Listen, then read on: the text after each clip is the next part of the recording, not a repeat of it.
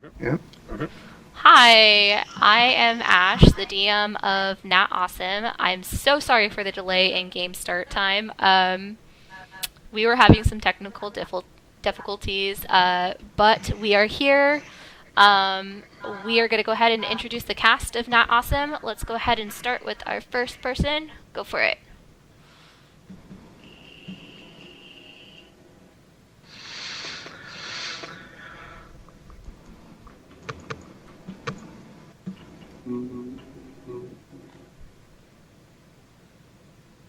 Can anyone hear him? I can't No, hear I can't him. hear I him either. can't. Ryan? Ryan, I think you muted yourself. I did. Okay. Sorry about that. Anyway, Ryan, play Little Fingers. I'm no mission bard. No mission bard. Coward of the group, I guess. Hey, I'm Mike. I Max Void Blaze, half elf, warlock, Hexblade warlock, and I'm kind of the mischievous one of the group. I am Alan. I play Abaddon. He's a wizard, and he's a special character. He's a special character. I'm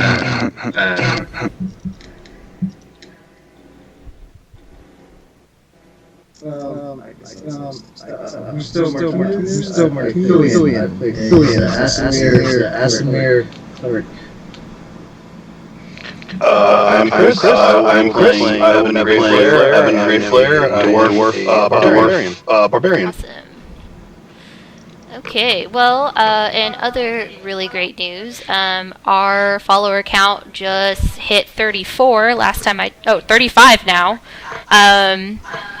And I just wanted to say some special thank yous to the Nat 30 for participating in a partnership with us where we have a goal of reaching 50 followers by the end of the month. That way we are both able to do some really cool things for our channel moving forward.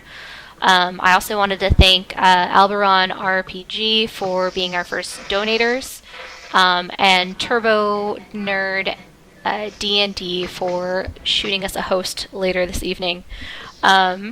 Without further ado, we'll go ahead and get into what has been happening. So, when we last left off, the party had completed a retrieval mission and returned the item to Cole Dunedragon, who is also known as the Golden Dragon. Upon completion of that mission, he noticed that somebody had left a magical aura on the item that he could sense, and kind of inquired about it, but didn't get a straight answer about who had used Identify on the item. Moving forward, the party was offered 2 more jobs, and they opted to take both, and are now currently out doing some shopping in order to prepare. So, okay, guys, I open the floor up to you. Let me know what is going on.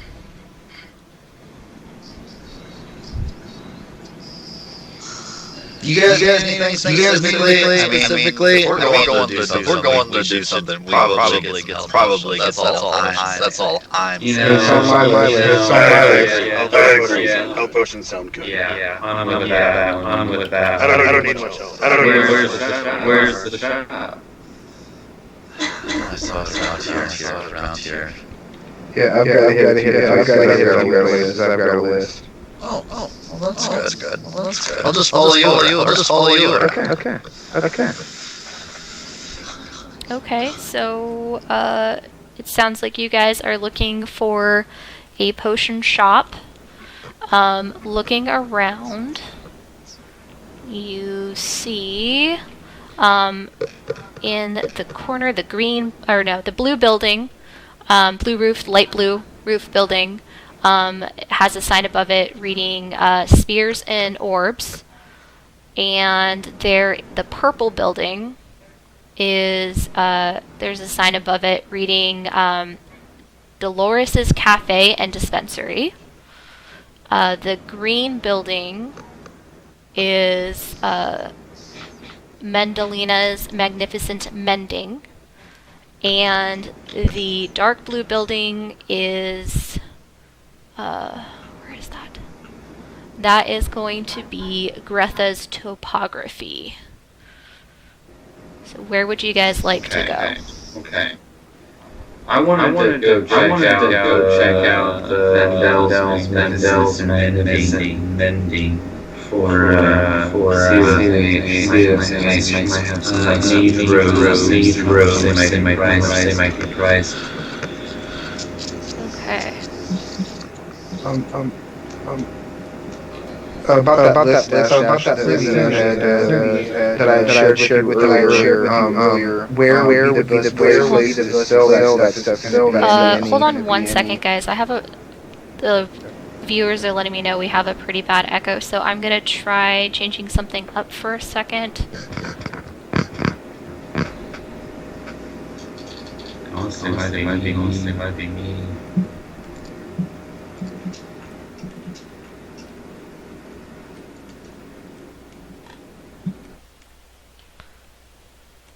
I'm gonna try adding just a audio output capture. And hopefully that helps. Okay, could you guys try talking? Hello. Hello. Is that any better, viewers? Okay, there we go. I fixed it. Okay. Cool. Thank you, viewers. That feedback helps a lot because we can't hear what you're hearing. Thank you so much. Okay, so we have one person that's interested in going to a clothing shop, and the general goods store might be a good place to sell items, as well as the spears and orbs. So. The general goods is the spear and orbs, right? No, general goods is right behind you. That's the the Dunedragon general goods. Okay. So that they will buy a lot of things. If it's more component based, then I would suggest going to spears and orbs or some other stores like that. I would like to go to the general store first to sell off the things that I have listed out. Okay, so I will handle you last because you guys have to go back there to tell them you're ready for the job anyways. So, oh yeah, I'm sorry, I forgot. So I'm gonna go ahead. The other stuff then. Okay, so sounds like most of you want to do potions. So are you guys heading to Dolores' Cafe and Dispensary, or are you heading to Spears and Orbs? If you guys want to go to Spears and or I probably Spears can pick and up Orbs my... first. I'm down to go there. I was gonna grab on Max's coattail and just follow him, but then I saw the cafe and dispensary and I was like, I'll catch up with you guys later, and I just start walking that way. Okay. I'm gonna follow Fenris. Okay. So heading over to the Dolores' Cafe and Dispensary, you open the front door and there's a little ding-a-ling of the bell above the door as you enter in. This seems to be like half lounge, half miscellaneous magic component item shop and a cafe all rolled into one. So there is a tall, slender woman manning the counter. She's just kind of like, wiping up after other people had left. There's a very pleasant chatter going on inside there, and yeah, what would you guys like to do?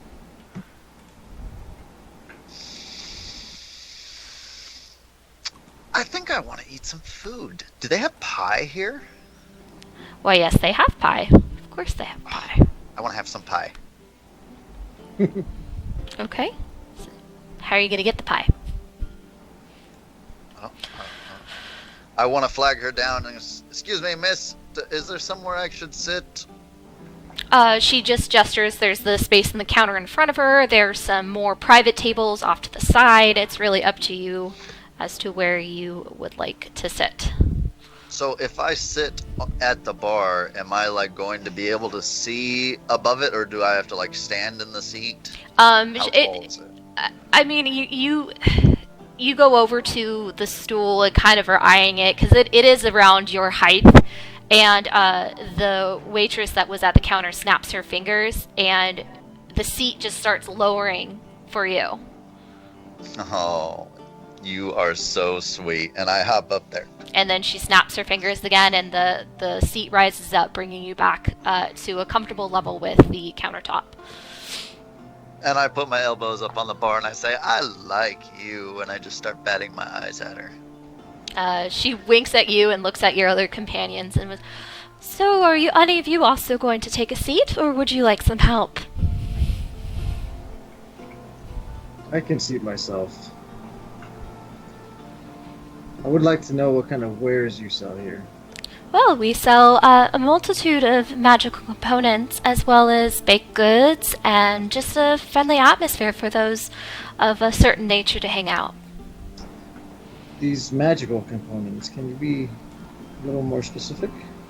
Yes, we sell anything that you might desire that you may need to cast a spell, or we also have a variety of harder substances that you could take yourself and experience some out-of-body experiences. We also offer a wide range of edibles.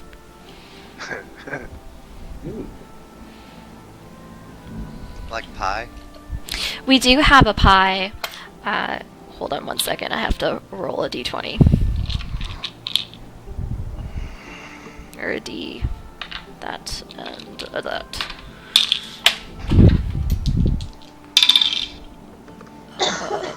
So 86. So today on the menu, we have a slage pie.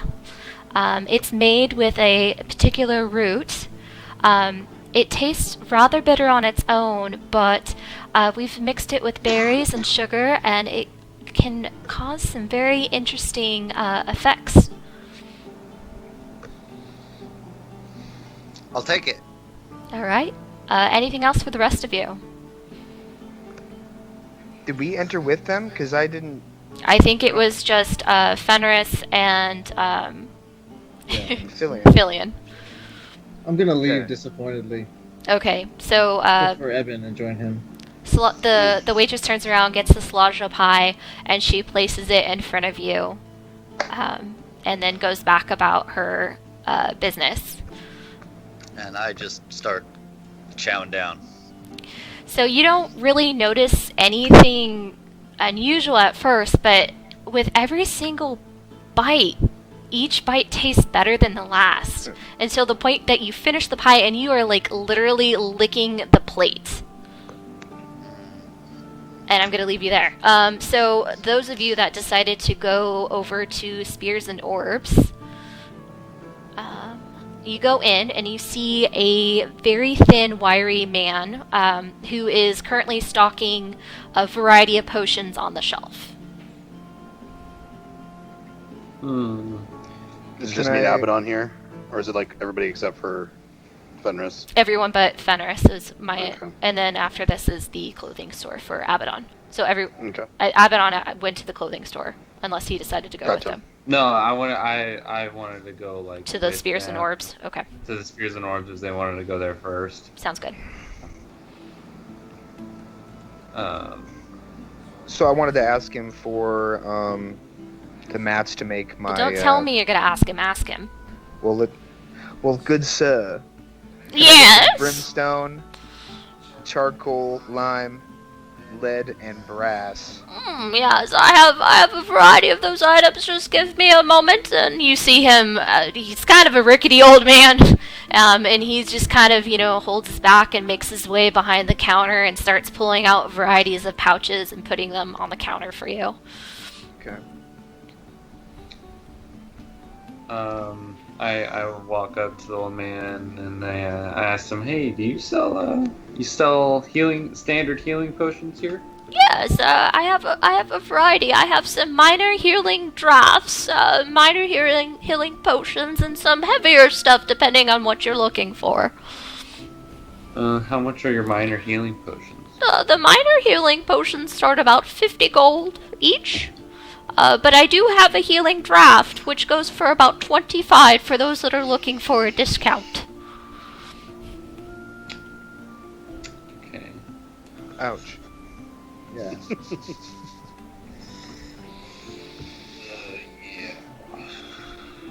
Well, guys, that's a little too rich for my blood. I'm gonna just go ahead and be okay with my healing spells. I'm out. Yeah.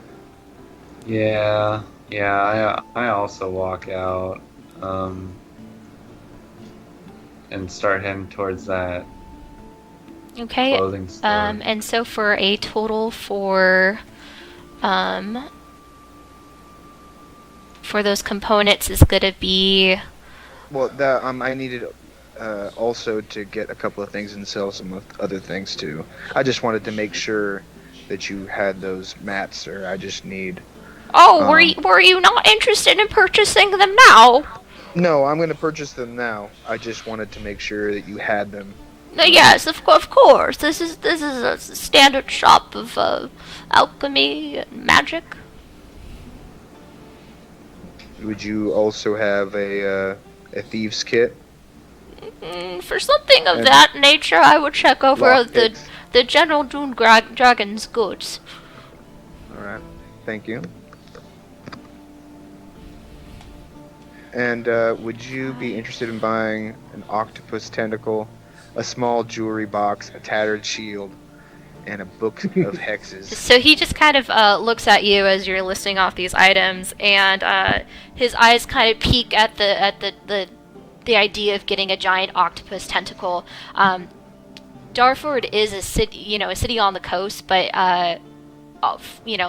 they don't normally get anything bigger than an average octopus. So he seems a little interested in that. He also seems interested in the Book of Hexes. Okay. Let me see the condition of those items. All right, I remove them from my bag, put Um, them down on the table. so you pull out the book. That's in good condition. And were you storing the octopus tentacle in the same compartment as the book? No, I would figure I probably would have kept that like outside of my pack, like kind of strung it up to the outside. So as you go to pull the octopus tentacle off of your bag, some of the skin sloughs off in your hand, and it's quite slimy, and there is a trail of slime and suckers stuck to your bag. It's not in very good condition because you just literally have had it strapped to your bag for like over 2 weeks. And seeing that, he kind of holds his nose and I'll just take the hex book, and I'd be more than happy to give you 5 gold just to get that smelly giant octopus leg out of here. Okay, that sounds like a good deal to me. And it's gonna cost you 11 silver pieces for those items that you wanted. Or was that just one grouping of those, or did you want enough to make 2? Yeah, I wanted to be able to make at least 20. Okay, rounds, so that's gonna be I'm gonna round that up to being 2 gold and 2 silver pieces. Okay, so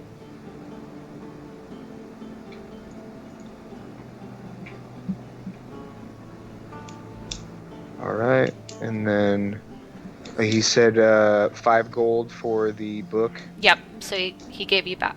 So if you want change, that's gonna be 3 gold and. Oh, I did the Oh, math you did the math in, already. Okay. D&D Beyond. Thank you. though. Yep. No worries. All right. So- And I'll remove those those. Can I just toss that thing outside? You can try. Okay.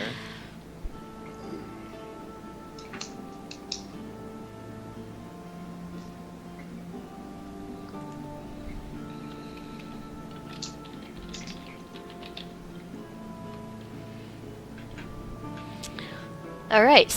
So heading back outside, you see the rest of the group just kind of waiting for you. Where would you all like to head to next? Over to the clothing store? That's where I'm going. I'll follow the mage. Okay. So you walk over to the green-roofed building. Entering inside, you see a plethora of silks and cotton cloth laid out for people to peruse, and various items that have already been pre-made and are displayed on mannequins or are hanging nearby. You don't see anyone minding the shop when you first walk in, but that doesn't seem to bother you at first. Okay. I kind of like browse, look around. Is there anything like what is the? I don't know. Try to get someone's attention. Ring a bell. So, seeing the front counter, there is like one of those just little bells that you can pick up and ring, and there's a note nearby saying, in the back, ring for assistance. Yeah, I ring a bell. Coming! And this very plump little gnome woman comes scurrying out through the back, and she kind of throws aside the curtain and comes for, well, hello! What can I do for all of you? I am looking for some robes that might help me. I'm afraid I get into a lot of trouble and honestly trying not to get hurt as much. Well, are you looking for something that's a custom fit or something that is already pre-made? How much are your pre-made items? Pre-made goes for a little bit less. Depends on the type of clothing item you're looking for. What article of clothing are you looking for? Robes, just fine clothing that's enchanted. Well, enchantments. Well, we do offer a variety of enchanted clothing, but those do cost a little bit more than the average clothing. I hope you are aware, because we do have to send them out to get enchanted elsewhere. Right. How much do those run? Again, and it's going to depend on what you're looking for. We have cloaks, we have robes. Are you partial to a style of clothing? We have hats. No, I'm gonna go for the hats. I like my horns. Okay. So she scurries over to a rack of clothing, and she kind of like flips through it, kind of like looking you over, trying to, she's such a good seamstress that she can just look at you and she knows your measurements right away. So she pulls out a dark cloak at first. Would you be interested in something like this? And it is a dark purple cloak that she is holding up.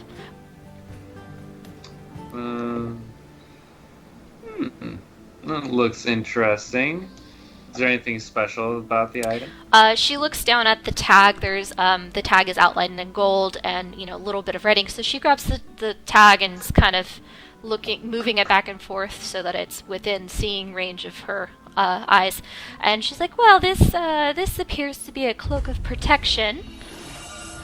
And oh, thank you. We just got a host. Woohoo! And it is a cloak of protection that you would gain a +1 to your AC and saving throws while you're wearing it. So it pretty much it's just she didn't actually read the description like that, but it's just a cloak that is going to protect you from, anything. Alright, how much is that? So since this is off the pre-made rack, I'm going to say that this is around, and she looks at the tag, and kind of looks at you and smiles. This will run you around 350 gold. Okay. Alright, well, don't have that, but I'll be back. Okay. And she kind of restocks it and walks back over to the counter, turns around. Well, any of you else want to look at my clothing and then not buy any? I'd just leave. Did she have any matching hat and like trench coat combos? They don't need to be magical of any. There are a variety Do you of. have any? Yes. I think we could find something for you. Sweet. And what color are you preferring? I would say with your skin tone, something gray or blue. Yeah, dark blue, please. Navy. Okay, and she goes over and she pulls out a coat that it's kind of cut like a trench coat where it has the flaps over the shoulder. And Sweet. it is mostly dark blue, but it has silver trim around the edges. And then Ooh, she sweet. goes over to an area that has a variety of hats. Is there a style of hat that you prefer? Like kind of a wider brim, not like an Indiana Jones style hat, but in navy. So she's able to find something. Fedora. Yes. She's able to find something There it is. that matches that description and sets them both on the counter and indicates for you to try them on. There is a three mirror over in the corner for you to look at yourself if you so like to. Yeah, definitely. So I'm like, damn, I make this look good. All right. So, what's the damage? This will run you about 15 gold pieces for the whole set. 15 gold. Yes. Oh, that's not bad at all. I'll take it. Okay. And then I'm going to go ahead and I'm assuming that after you pay, you're going to go ahead and leave and join everyone else. I'm going to go back to Fenris, Yes, ma'am. who's still over in the dispensary. Yep, still chowing down, I assume, unless I'm done. Then Yeah. I'll sit there, just rub my belly in joy of what I just got to eat. Okay. So the waitress comes back over and she takes your plate and she kind of has like a smiley twinkle in her eye and she's like, "Was that delicious then?" It was absolutely fantastic, madam. Thank you. Can I get you anything else? I completely forgot what I came in here for. Oh yes, potions. Do you happen to have any potions, my dear? Well, yes. What type of potion are you looking for? We have a variety of useful and fun potions, depending on what mood strikes you.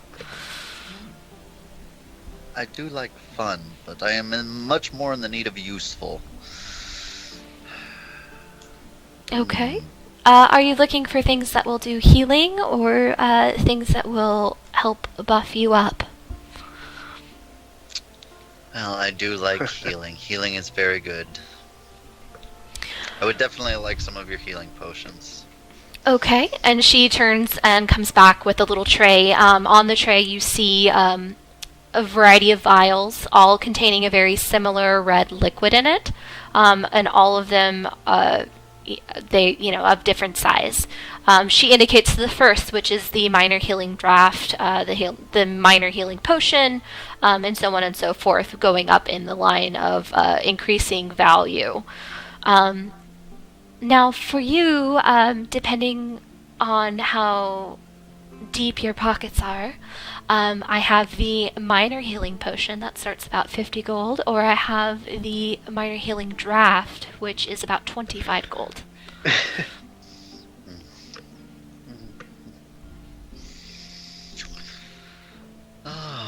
I think I will definitely take the healing draft. Okay, how many can I wrap up for you, dear? I think I will take 2, please. All right, that'll be 50 gold. Right, I can do that. And, you don't happen to have something a little more fun, like, let's say, I don't know, Potion of Dragon's Breath or something like that, maybe? I do. Oh, darling. So a potions of Dragon's Breath that I have, it is a little bit more expensive. We don't have that many in stock right now, but for you, I could part with one for 100 gold pieces. Yeah, I won't even try to barter that. Deal! And I throw the 150 gold on the counter. Awesome. And I'm sending over the descriptions of those for you. Ouch. And go ahead and add those to your inventory and D&D Beyond, please.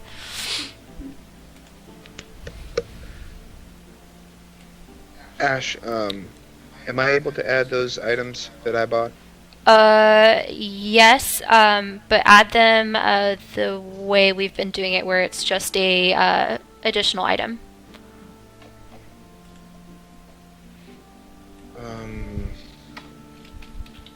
I will figure that out.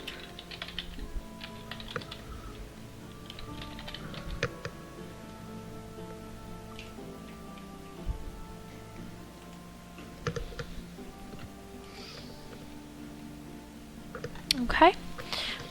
So she wraps those up for you and places them in a little bag on the counter for you. And I say, thank you, dear, and I just take it and I strut out, you know. All right. So going back out into the main courtyard area, you see the other guys just kind of hanging out by the well, waiting for you. Yeah. So what would you guys like to do? Well, I feel like I've boys. gotten everything I need. Sounds like we need to make more money, though. Yeah, I find that money is a real issue right now. Yeah. We're pretty broke. That was embarrassing for me. Yeah, And we still need to get the money for the boat. yes. We don't even have enough money for that. So I feel like, honestly, at this point, we should. I feel like we should look into this.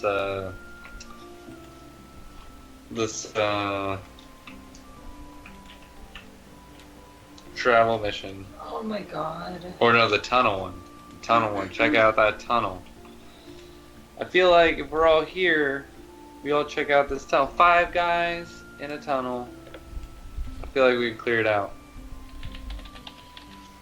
If the pay's good, let's do it. Well, we should go back to him, tell him, ask him what the pay is. And if it's at least gonna be good enough for us to do something, might as well.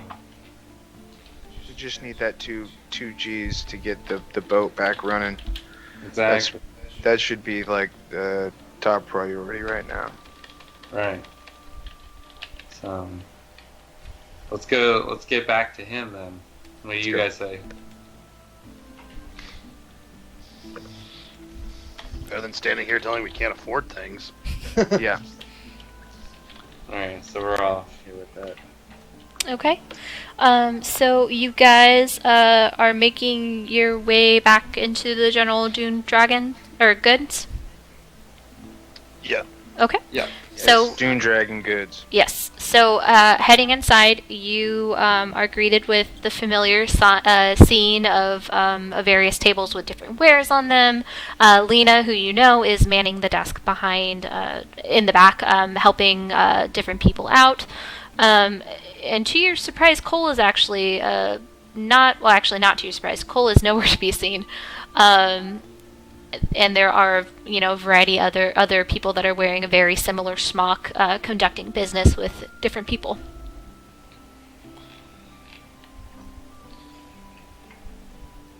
And as we're walking in the door, I kind of like nudge down to Fenris and be like, "Hey, man, I'm sure you probably want to split it off here." Yeah, you're right. I do. And I give him one of the minor healing drafts, and I say, "Here, just in case you need that." And I take it and I slip it in my pocket. I'm like, "Thanks, man. I'll see you later." And then like keep walking towards the lady. Lena sees you guys come in, and she excuses herself from the customer that she was helping with, and has somebody else come and help them. And she comes over and she, greets you. So lovely to see you all again. Have you come to make another payment on your item? Yes, we have. Wonderful, wonderful. Follow me. I'm going to take you to a back room, and I will go grab the account for you. So she doesn't take you to the same room that has the secret passageway in it. She takes you to another room that does appear to be a more like an office, and lets you in, and she steps out, and she says that she'll go grab Cole. Sorry. So about 10 minutes pass, and Cole enters. And as you remember, Cole is, an older man with salt and pepper hair and a very nice beard, cut short, and dressed nice. And though he's old, don't let that fool you. He is very agile still for his age. And with him, you see another person come in. And he, Cole comes over and takes a seat behind the desk, and the man with him, who is tall, slender, dressed mostly in black leather with a long trench coat. He has silver gray hair. His right eye appears to be cloudy.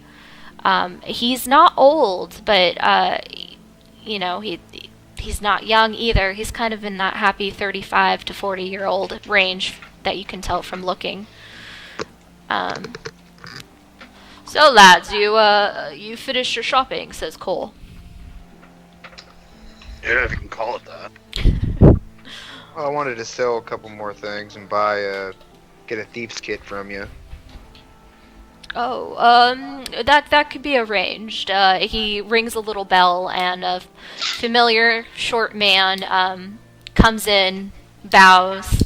Yes, boss, you called for me. How do you do? Get these gentlemen a couple of thieves' toolkit. How does 2 suffice? Yeah, that's perfect. Perfect, and I'll go ahead and just put that on your tab. Oh, thanks. And the short man exits, and Cole continues. Hey, by the way, can I also sell you a couple things? Well, yes. When he comes back, we'll go over that. Okay. Or if you'd like, I can have someone look over the variety of objects you have to offer, and when you complete your next task, we can talk about adding that to your payment. Okay. So, It's just a small jewelry chest and a tattered shield. So you pull those items out. He kind of looks over them. And, oh, awesome, guys. We have our first raid. So let's give a loud shout-out thank you to Oddlot D&D. Thank you, guys. We appreciate Thank you. Thanks. Thank you. Awesome. So he looks over the items, the small jewelry box. He sets aside the tattered shield. He kind of sets in another area. I do not know if I need the tattered shield per se, but I could find somebody that may have use for it. Just leave it with me, and I'll square away an account for you. The jewelry box, however, is of fine quality, and I can see that going on our shelves, and we can return an investment to you once it's sold. So pretty much it's like a pawn shop where he's going to set it out, and you'll get the kickback from it. An auction house Yeah. kind of deal. Okay. So setting that all aside, and looks at you as well. Allow me to introduce my companion here. This is Gil. He has been a trusted member of the family for many years. He's he's always been there for doing odd jobs and taking care of any necessary requirements that I may have. He will be leading you all to the location of the supply tunnel. Make sure that you complete your task, and he will guide you back safely. And if there's anything else, lads, he kind of just like looks around at you to see if you guys have any other questions or anything for him. I'm sorry, sir. Could you repeat his name? His name is Gil. Gil.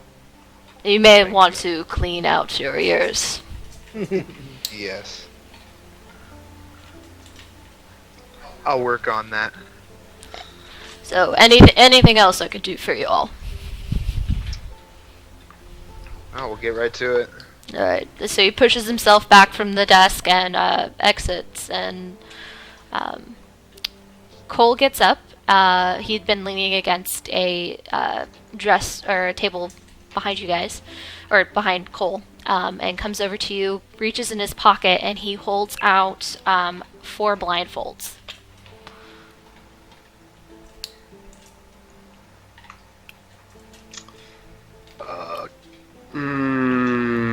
What are the blindfolds for? He kind of rolls his eyes, and he takes one, and he like ties it around his head, and just kind of like is like gives you like a no shit look, or a no duh. Why do we need them? Yeah.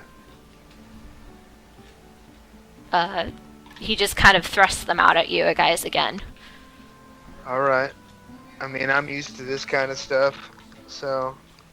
Just You get the sense that this supply tunnel is like a secret, coveted location that they're not just gonna show anyone the location of.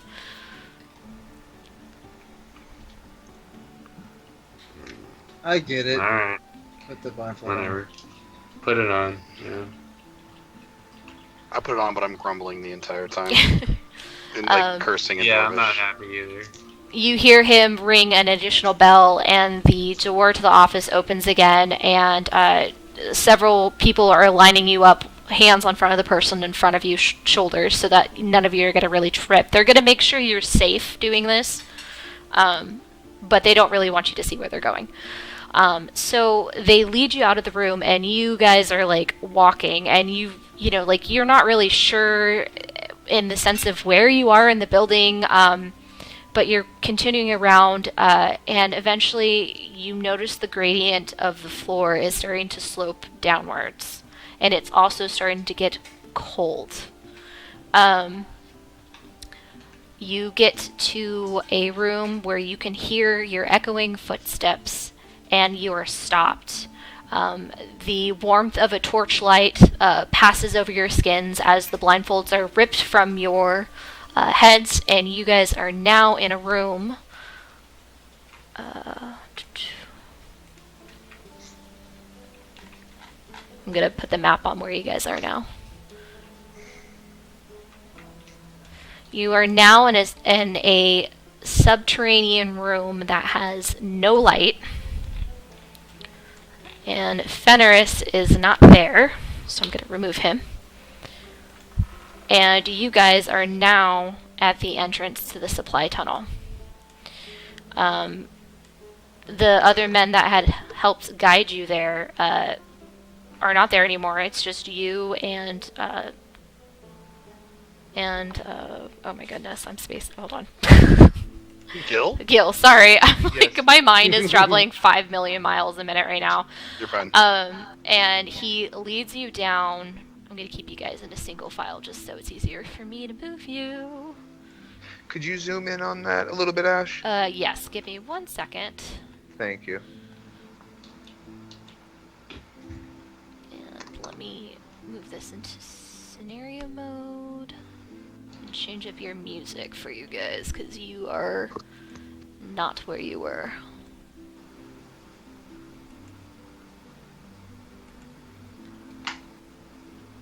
Okay, can you guys let me know if you hear the music switch?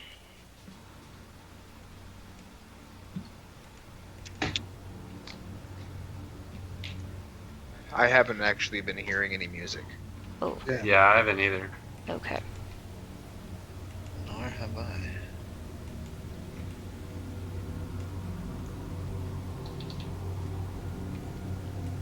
Can you hear it now?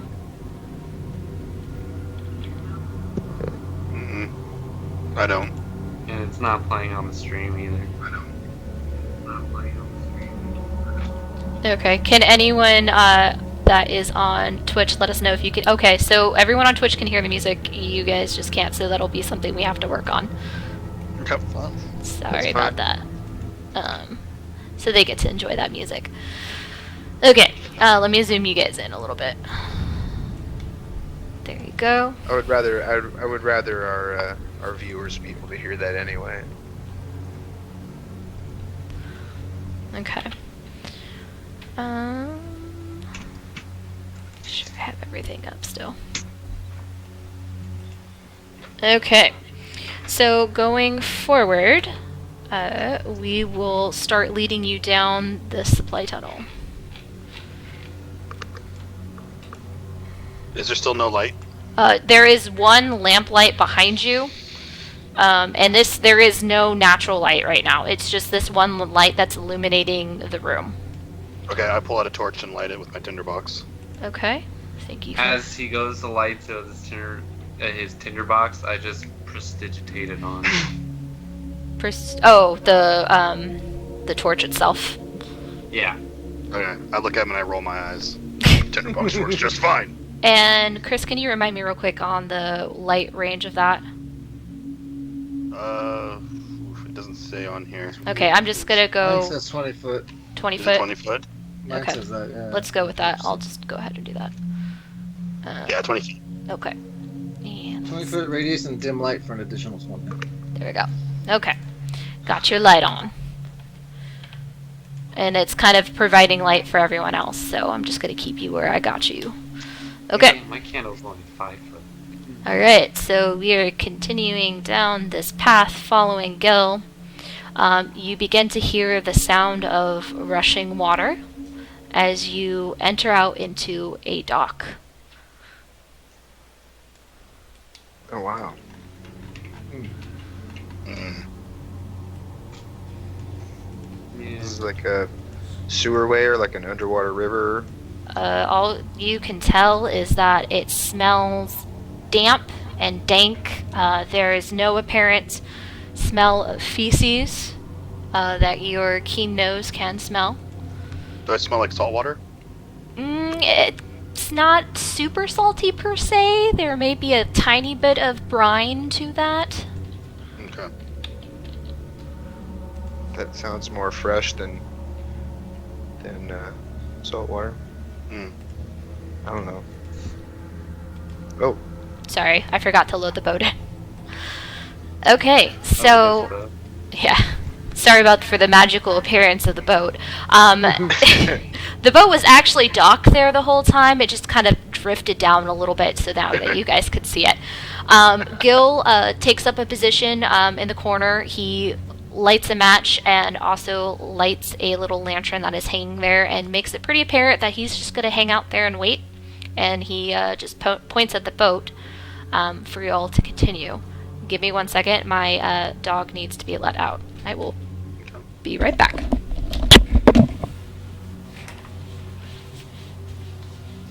Should we get in the boat? Should we not get in the boat? Maybe I missed something, but what exactly is our job here? Figure out why this tunnel is Okay. hurting people. that usually it's gonna end bad for us. Okay. What that means. So, More or less. are you all gonna get into the boat? I'll get in the boat. I get in the boat. Okay, what are the positioning going to be in the boat? Oh my gosh. And this boat is big enough for all of you guys. I'm just gonna make it a little. Since I'm the tallest one here, I assume I'll get in the back. Okay. I sit next to the dwarf. Yeah, I'm gonna just sit in the middle. Okay, yeah, that makes sense. You got the light, so that's gonna. Oops. And I'm probably the most dense. Yeah, I mean, if anyone's gonna sink the boat, it's gonna be the dwarf, right? Mm-hmm.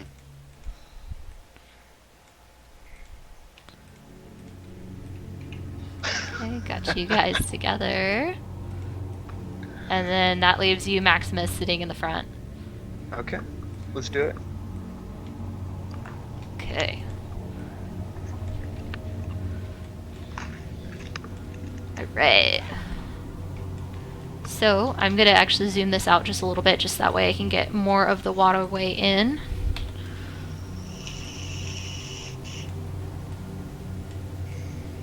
And there we go. Okay. So you guys are pushing off. There are oars in the boat, but the gentle current seems to be just kind of pushing you guys along. You get the sense that the oars are more for, maneuverability and for getting back, because you will be going against the current on your way back. So, can I have you all roll me a survival check, please? Yay.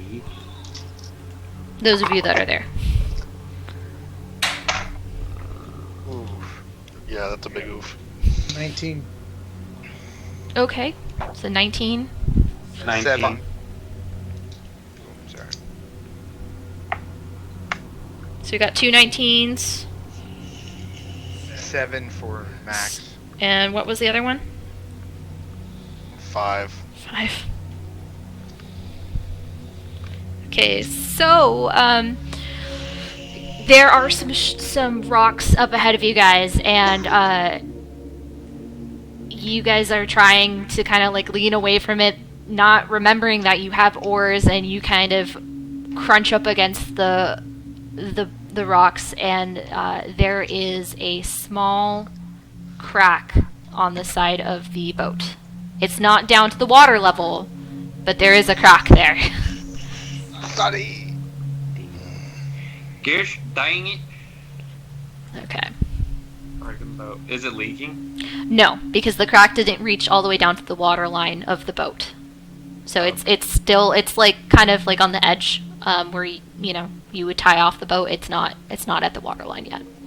I grab one of the oars and I look at the dwarf. I'm like, we should probably grab these oars, man.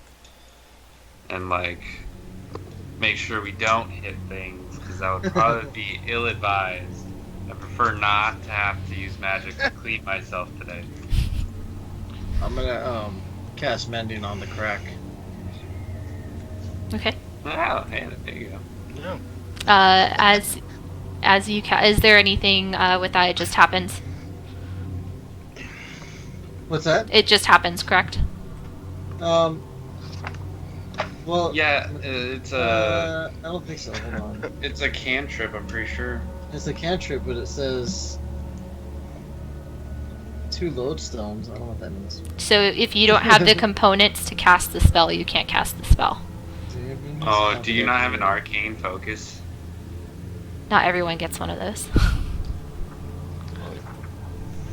Hey, I like my orb. No, I can't cast it then. So what's the how do you say the spell? Oh, I don't remember how I say it. I don't think So you go like you're going to cast something, and you're fighting for the words, and you can't remember it, so you kind of just and And you just kind of like sit back down. Forget it. That was uneventful. That was pretty pathetic. That was terrible. That was about how my last relationship went. Yeah, well, I'm saving it for the next boat. Okay. So, continuing There's no next boat. down the way, and you keep going, and there's the sounds of water dripping, and let's see.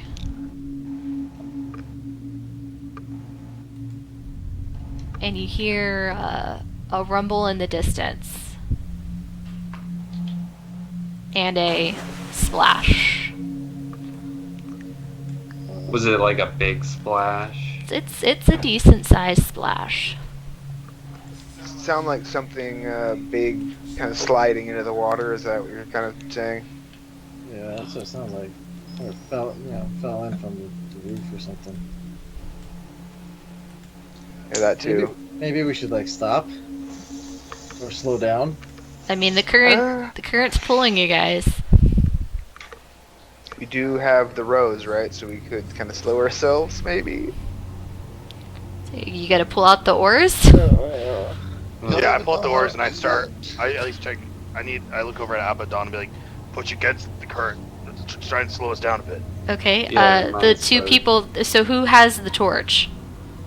I hand the torch over to Filion. Yeah. Okay. And so I need the two of you to do a strength check for me.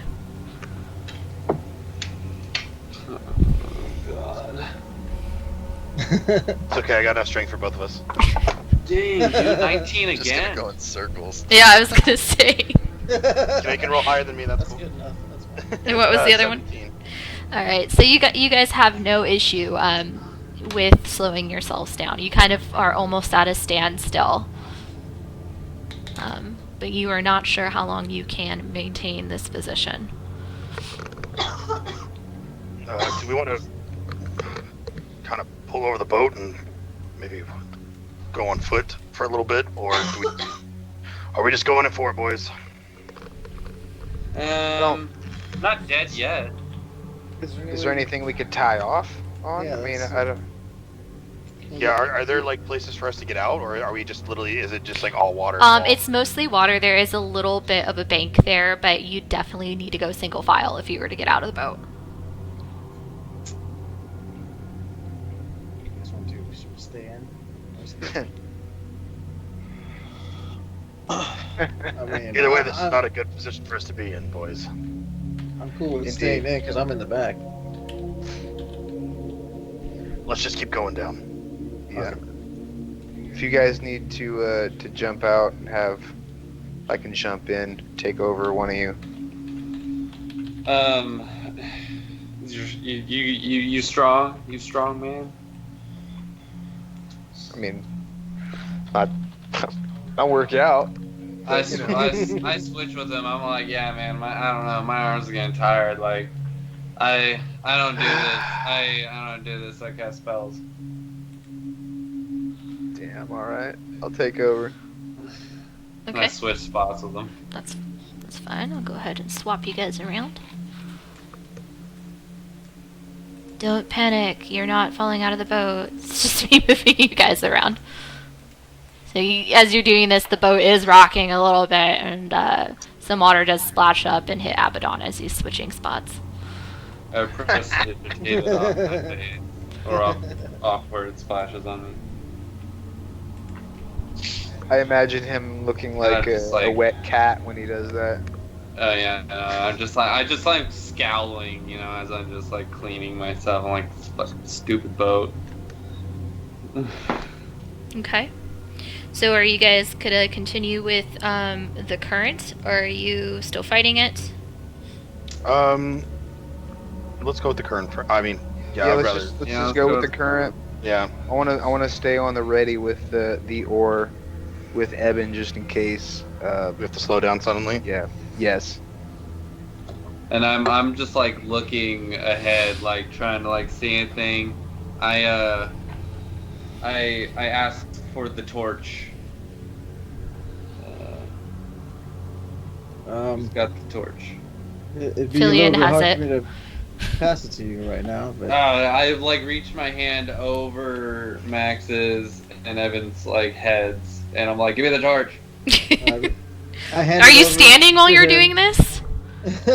No, I'm like on my knees, like gripping like the rear of the bench, you know, like trying to like not to like because I'm like really hating my life. Like my hand's going like through, like on the side of Max's head and over Evan's head because he's a dwarf. I see Eben, and I easily pass the torch over his head. I think Yeah, make sure my I'm- mohawk isn't burned. Yeah, I watch out for him. I'm like, no, bro, I got you.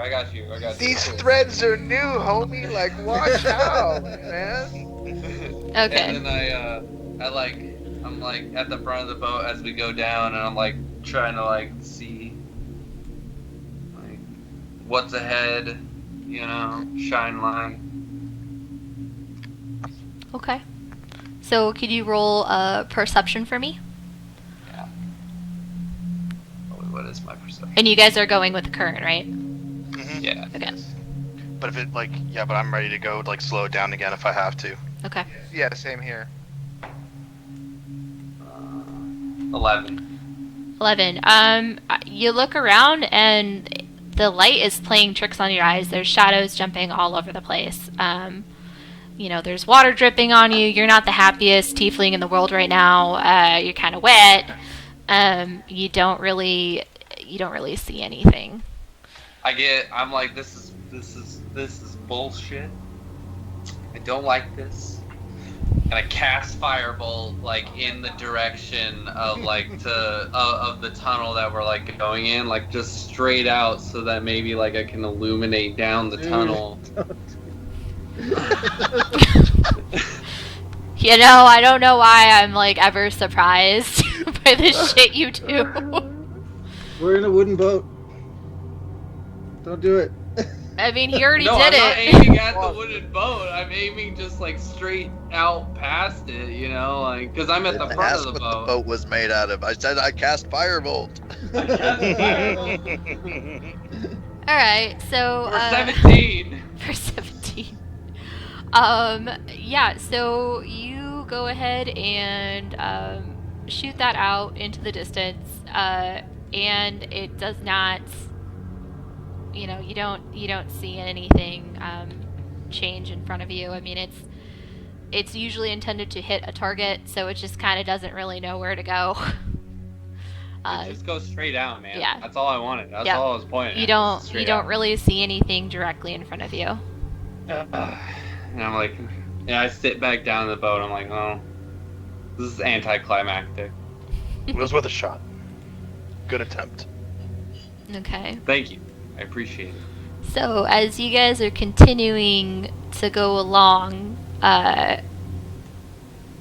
something drops off the ceiling into the water in front of you. And I'm like, God damn it. Okay. There is movement in the water heading towards you. It is not okay.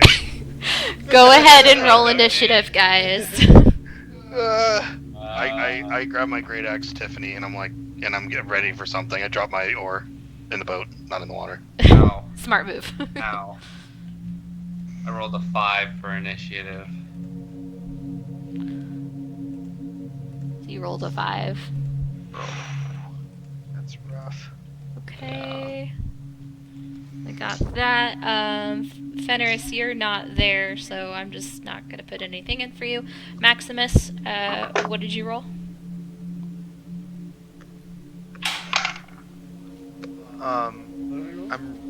What am I rolling for? Initiative. Perception? Oh, initiative. So 13. Okay. Let's roll 15. 15 for you. And Evan?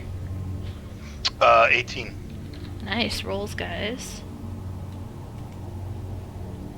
Okay, so Evan, you are up. Are you paddling against the current, or what are you doing? Because the boat's drifting. I no longer have an oar in my hand. Okay. I just have my great axe. So,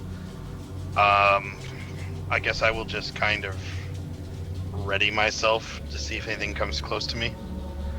Okay, you guys do definitely see a couple objects moving in the water now. You see bits and pieces of it. There are what seem like tentacles. Occasionally a spout of a head will pop up out of the water that has multiple eyes on it and dip back down, like it's just like checking you out and seeing how close it is to you, and they do appear like they are getting closer to you guys. Filion, what are you doing? I'm just I'm just like waving the torch over the water to see if I see anything in the back. There doesn't. Go ahead and roll perception. I'm just like kind of freaking out. 9. 9. You do not see anything behind you. Okay. Oh wait, I don't have the torch. Anyways. Oh, you definitely Yeah, don't see that's- anything behind that's you. Yeah. I forgot I passed it. Almost pulled out my own. Do I have to do anything, or can I Nope, just? that's it. I mean, I'm kind of watching Evan to see what he's gonna do. Because if he does anything, I'm gonna help him out. All right. So that's that. Next we have up Maximus. Are you doing anything?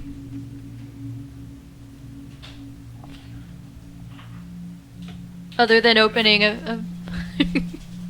we'll come back to Max. So I'm gonna go ahead and put some markers on these guys real quick so that we can ID them easier.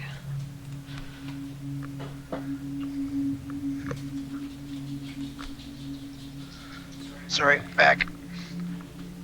My dog needed to be fed.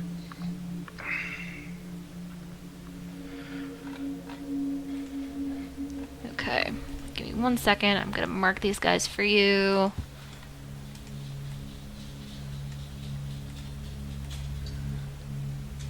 Mic check, everything work? Yep, work you fine? still fine. We can hear you.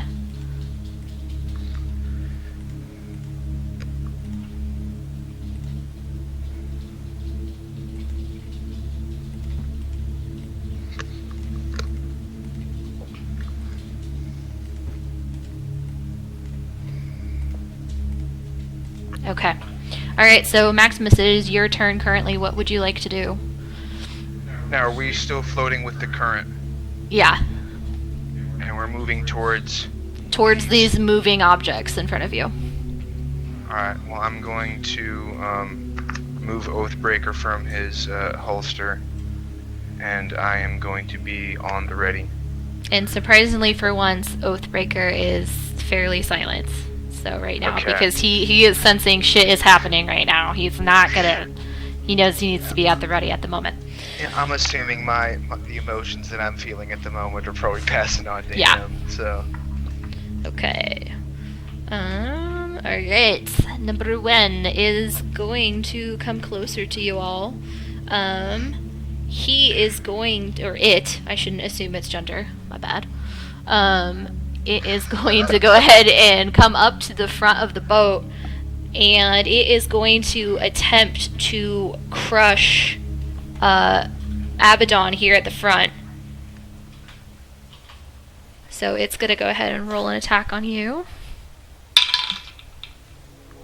17. I cast. No, never mind. Yeah, that hits. Okay. And I need a d6 real quick. It does 7 points of damage to you, bludgeoning. And it What is is bludgeoning do? it's kind of just a bump type of deal. But it is attached to you. And has advantage on attack rolls. Huh. And it doesn't just attach to your lower body, it engulfs your head, and you are now blind. And you cannot breathe. Oh. Oh, damn. It can luckily it cannot attack any other creatures currently until and it cannot move. It can choose you can try to detach it, by doing a strength check. Or on its next turn, it can choose to disengage. So, double checking real quick the rules of suffocation because you can't breathe. Let's see. I feel loved. Yeah, it's just giving you a good old squish right now. Why do you keep suffocating? You know, it's not my choice. It's Yeah. I don't choose any of this. First the rug. Now a wall creature. Okay, so on your turn, we will be doing breathing. So just be prepared for exercise. Yes, we'll see how you're doing. Yeah, we'll get there. So going to the next person's turn. Another Dark Mantle is going to move. How many feet is this?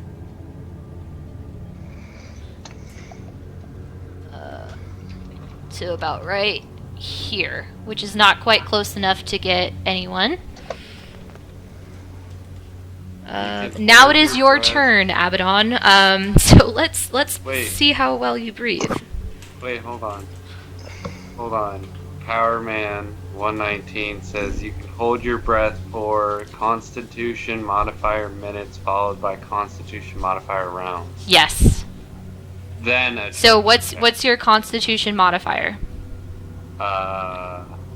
3. So for 3 of your turns, you can hold your breath. Is what I'm understanding there.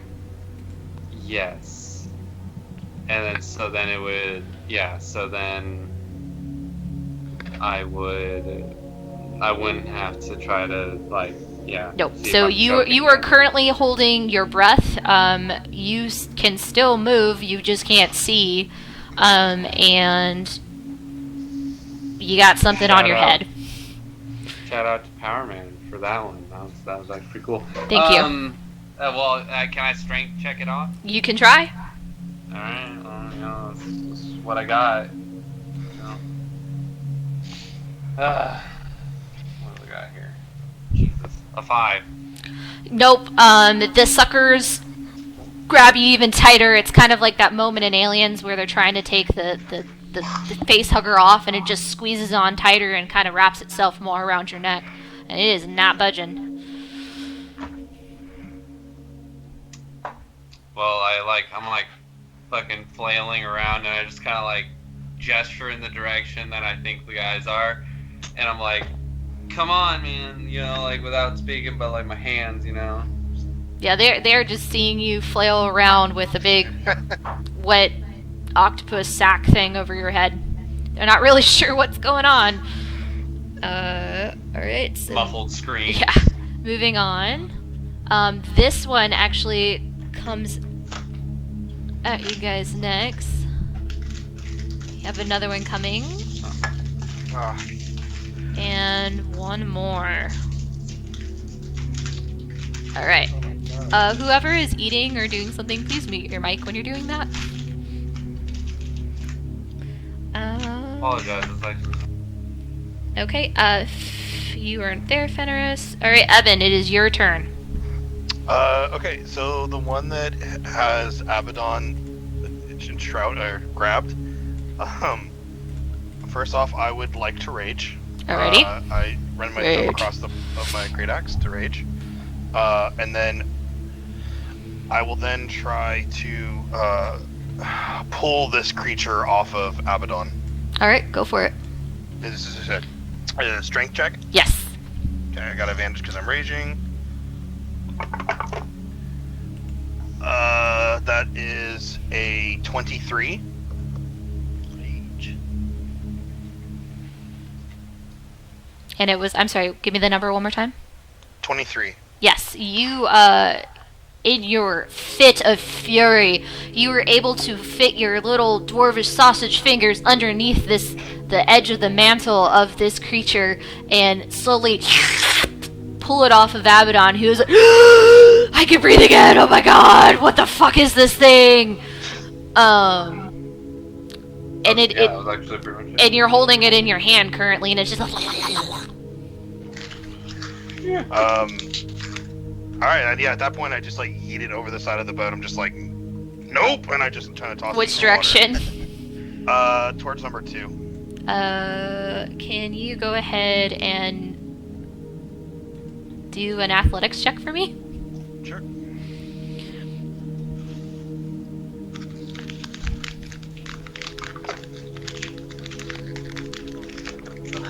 That's a 10. Okay. No, I'm sorry, 11. 11? Math. Yeah, I mean, the edge of the water is not that far away, so you are able to kind of plop it out, and it kind of like bobs there, sinks down, and you don't really see it.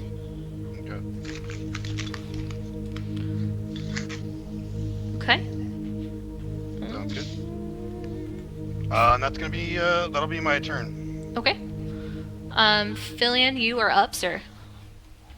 Alright, I was kind of like in a panic, and so I reach into my bag and pull out my prayer book, rip off a piece of paper, and in my panic I read my Shield of Faith spell in my celestial tongue and cast it onto Abaddon. Now he is shielded. What does that do? Gives you a +2 bonus to your AC for 10 minutes.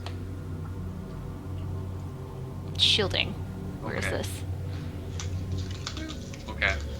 Awesome. Thank you. I see that there's not really much else going on, so can I do guidance on I don't know if I can do a cantrip. It is one, because I know it's an action. Yeah, I was like, it's normally just one. Yeah. Cantrips are still actions. You can only do one act. Well, unless you have the Wait, ability did to you use do Shield two of- actions. Shield of Faith. Shield of Faith? Shield of Faith is technically a bonus action. Oh, okay, so he. So- Oh, is that? Oh, It's a that's bonus action. So then, yeah, you Oh, would yeah, have an well, action open. yeah. So he still has an action. Okay. That's So I'm gonna Thank you, Chris. touch. Okay. Put my hand on Eben and give him guidance, saying Odin's eye. I'm just gonna move you to the side so I can attach guidance to you. Okay. You're not in the water. Guidance, I just jump in the water. Woo! I have the guidance to swim! That's not what I meant. Oh, fuck this son of a bitch!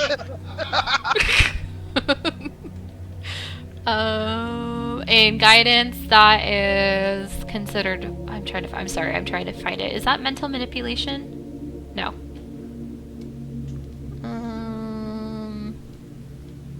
Class ability. Where is my blessed? Wait, did you say blessed? Guidance. Guidance. Thank you. Hashtag yeah. I can't find that right now, so I'm just gonna put inspired on you in the moment. I'll put a D4 on the top of my dice tower so I know I have guidance. Thank you. I'm gonna have to find that. It actually, so these really cool little indicators. Somebody in a group that I'm in on Facebook makes them. So I'm gonna reach out to him if I can't find the other one, and see if he can make us one. Nice. He's cool like that.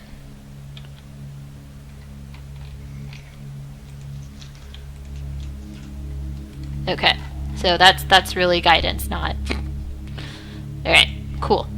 Okay, and put you back in the boat because you didn't just jump off the edge of the boat there. Thank you, appreciate it. Yep, and you don't have the torch anymore. Filian has the torch, correct? Correct. Okay. I pass it off to Abaddon. You gave it to. Oh, Abaddon has it. Okay, thank you. Yes, yeah. So yeah, you have one hand that has something in it. Just a heads up on that. Okay. Okay. Got that all figured out. Okay, Maximus, you are up, sir. Where did one go? One dove back underneath the water. Okay, sorry. So,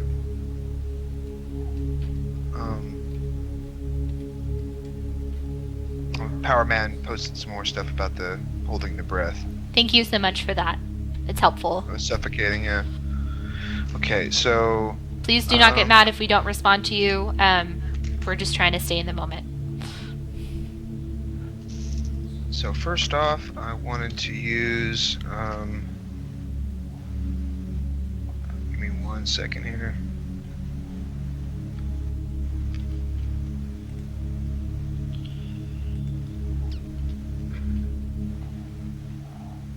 I wanted to use the action surge.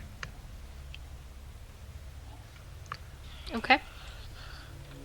And then I wanted to take one shot at both 2 and 3. Okay, go Now ahead. that I have 2 actions. Go ahead and roll your attack for each of them. So roll Okay. d20 twice.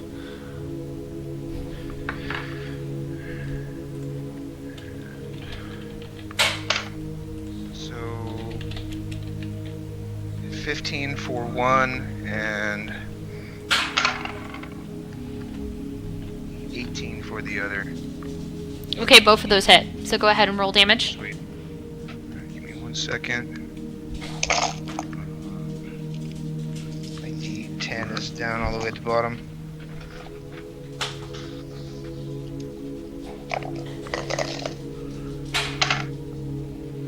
Yes, so 9 plus 4, so 13 on one, and 8 on the other.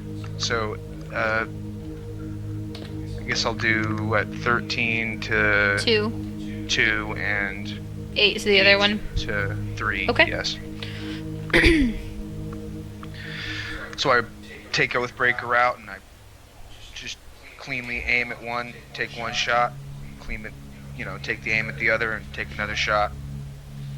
As the sound of the shot is echoing through the chamber, as none of you were expecting the shot to sound out, you could see in the dim light the bullet penetrate the front of the dark mantle, and both of them begin to let a small stream of trickle of blood coming down from the top of their head.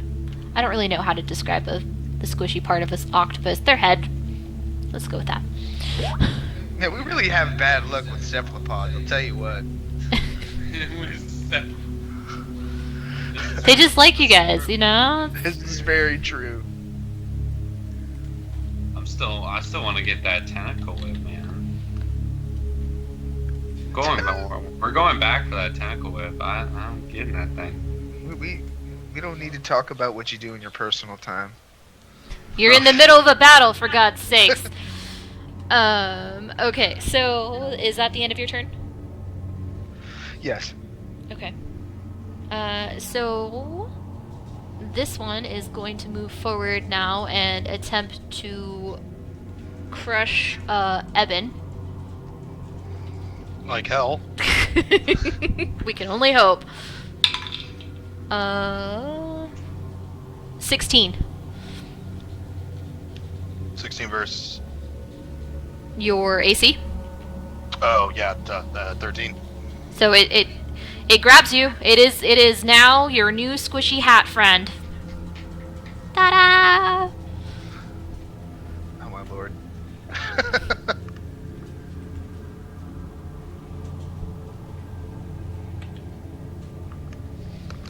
Okay. And next person. Okay. Number 3 is going to actually launch itself out of the air. Or, I'm sorry, out of the water. And it is going to start flying in the air above you guys. 5, 10, 15, 20. And it's going to try to grab onto Maximus. Oh lord.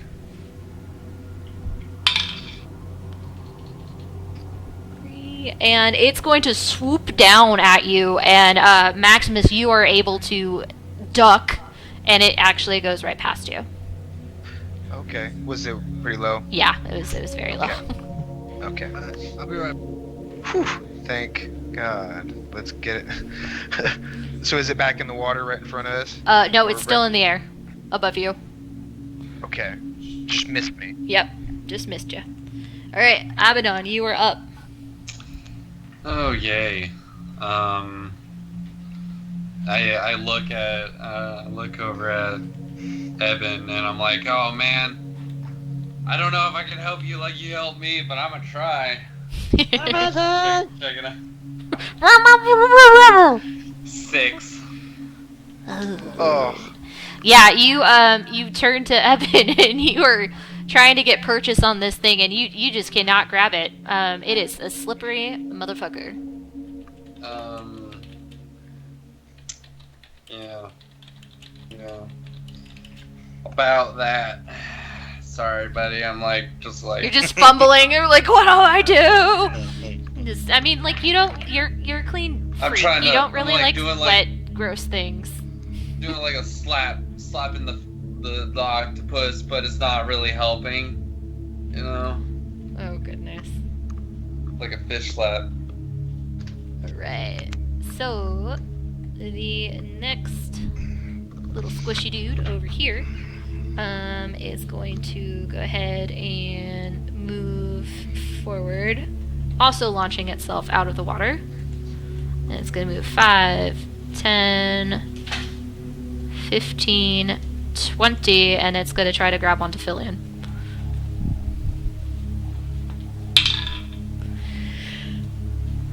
And that is 22.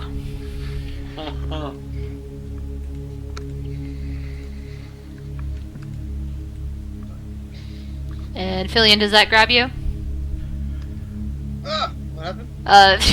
This one did a 22 to try to grab onto your sucker onto your face and give you the best, deep throat kiss you've ever had in your life. Yeah. Oof.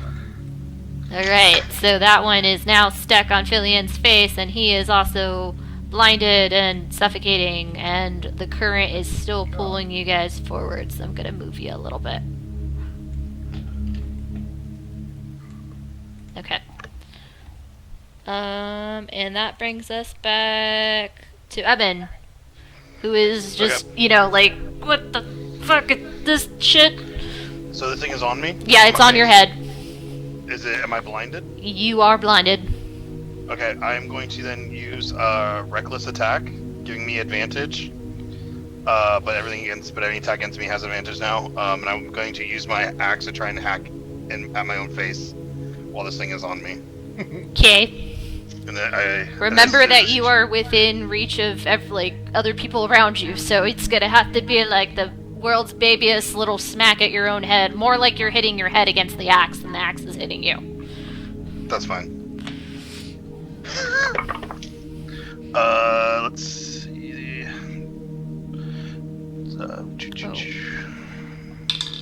That is going to be an 18. 18? Okay, that hits. And I'm sorry, I don't believe that I gave damage to you when it grabbed onto you or to Fillion.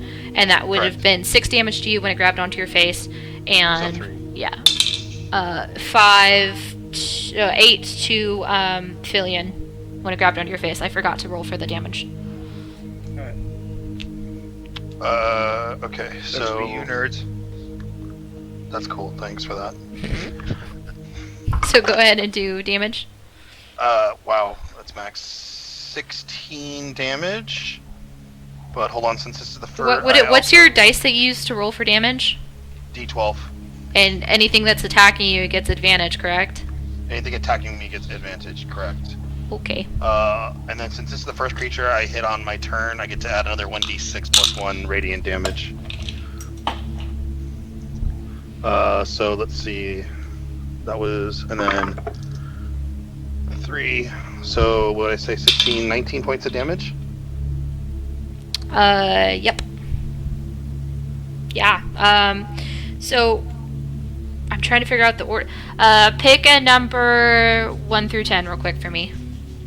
4. Okay. So as you go to split, you're headbutting your axe in this case, and the axe slices through the side of this mantle like butter.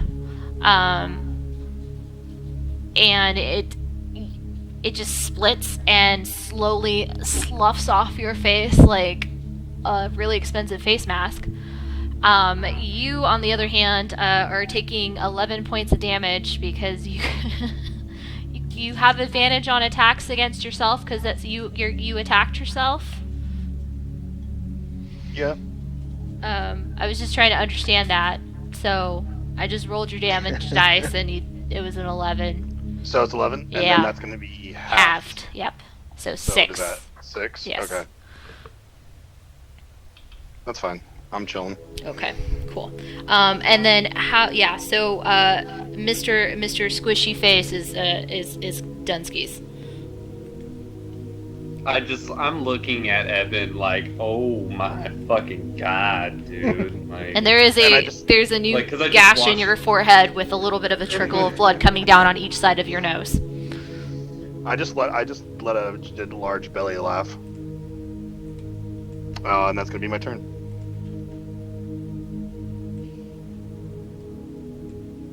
Okay. Alright, Fillion, it is your turn, and you got a squishy sucker face friend on your head. Oh man. Okay. I'm gonna try to pull it off, I guess. Okay. What do I roll for that? What do I have to roll for that? Strength check. Oh, strength. Straight strength. 15. I do believe you are able to pull Mr. Sucky Face off your face. Yes. You are able, so you are also able to not panic in the moment, very important, and reach off and just grab its little tentacles and just pull it up and off and over your head. You're holding on to a little friend. Alright, I'm gonna throw it in the water behind me. Okay, can you go ahead and do athletics for me? Right back. 12. Come on. Alright, so yeah, you're able to chuck it, no problem, and it kind of bobs in the water for a minute and also disappears from sight. Good boy. Thanks. Alright, My dog. so we are actually going to go ahead and take our first little break here, guys. We will be right back. Feel free to do some questions or anything you have for us in the chat, and we'll answer them real quick when we get back if you have anything you'd like to know. Alright. So let me go ahead and switch that. Alright guys, we're going to take a 10-minute break. 10-15 minute break.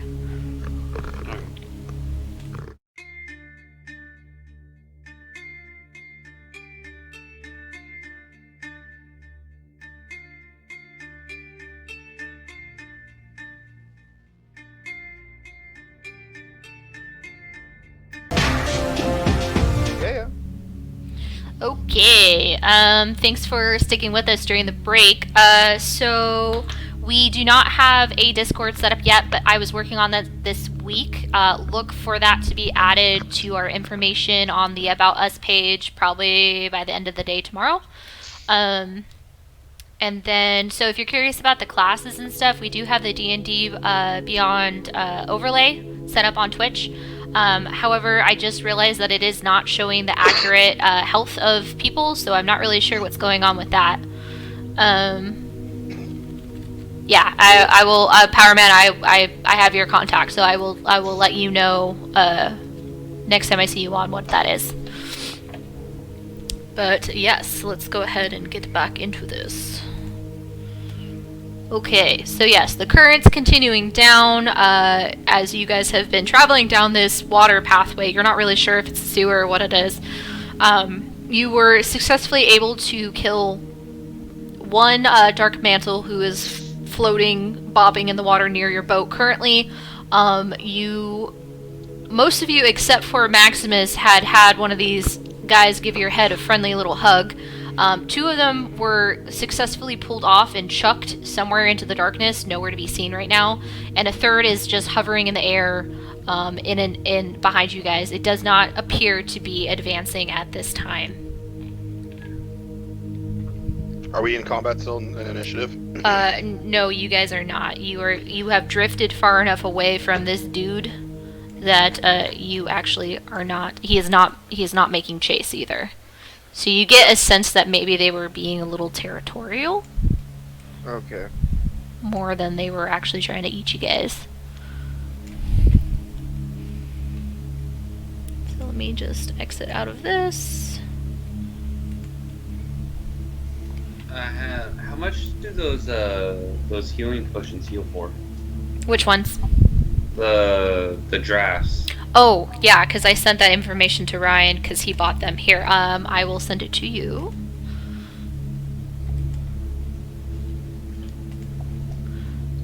It is 1d4 plus 1.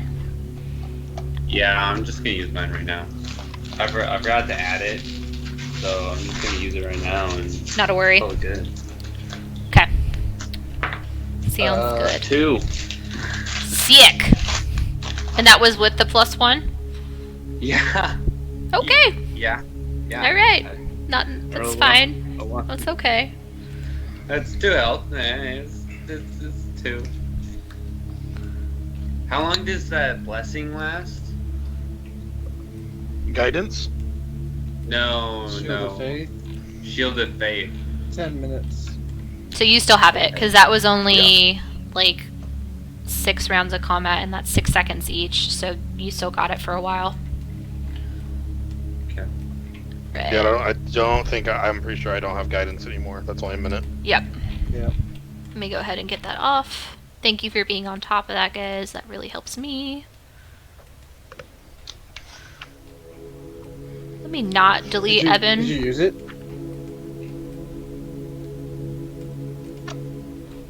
Evan, did you use it at all? No, but also that was concentration and Shield of Faith is concentration. So we couldn't have technically casted both at the same time. One would have dropped. Yeah, so I think it probably would have dropped when he put Shield of, or I can't remember who was first. Abaddon's would have dropped first. Oh, okay, so I don't have Shield of Faith either. Okay. Alright. So the current is continuing to pull you guys. And the waterway is starting to widen out a little bit. I grab one of the oars and I try and I look at Max and let's try and slow this. Okay. All right. Give me a more squids. Yeah, definitely. Let's try to slow this thing down. Alright, go ahead and give me a strength check, please. I'm also still like looking ahead and above. 9. 9. I got 6. Jesus. You guys are a little tired from fighting those squiddy friends of Dark Mantles that were over that way. And I mean, you've slowed a little bit, but you're still drifting forward. But definitely not as fast as you were.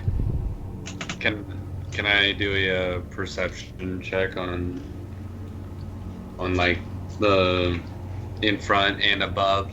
Yeah, you can go ahead. And in the water. Go ahead and check. All in the direction. 20. Ooh. Not nat 20. 19 plus 1. Okay, so in the distance, I'm gonna go ahead and light this up since you're able. Oh, I can't. Damn it. I'm just gonna move you guys forward. Nothing's gonna attack you right now, but I want to give you the ability to see what's upcoming. Okay, so in the distance, you see a floating person, and it's just kind of bobbing there in the water. Ooh. Okay. I'm like, hey guys, look at that over there. Let's go check it out. I just got dropped from the phone for a second. Oh.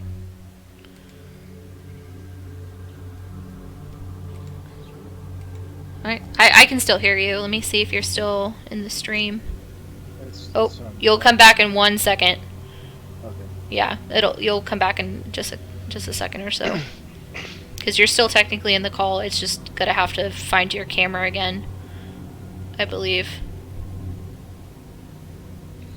Hopefully. He's gone. I know. I'm like, where'd he go? He's coming back. I hope he's coming back. He's on his way. Let me try to fix his camera real quick, guys. I'm sorry. That's. No, yeah, you're good. So yeah, you guys see this body up ahead of you. Oh, you are very little on that screen. He's. I know it's just a piece of your head. Invisibility spell. Okay, so you should resort back to your full-sizedness, but Oh, it's this one. No. It's he uses what I have it, the enlarge or the gigantic or shrink. yeah. What's that? So enlarge/reduce. He's used to reduce. He's been redustified. Yeah, exactly.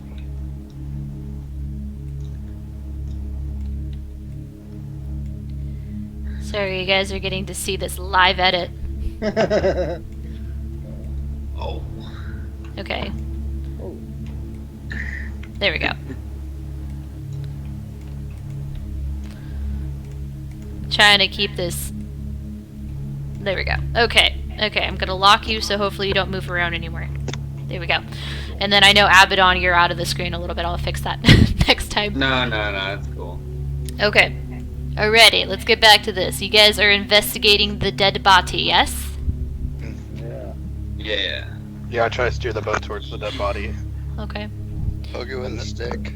That's the way with You're the not I take there. the oar and I just start like poking the corpse. So you're noticing that the waterway is actually splitting. You can continue to your guys' left, starboard side? Yeah, I have to refresh myself on nautical terms. Left is port. Port. So you can continue to the port side, which is there's no dead body, or you can continue to the starboard side, which there is a body. Which way are you going?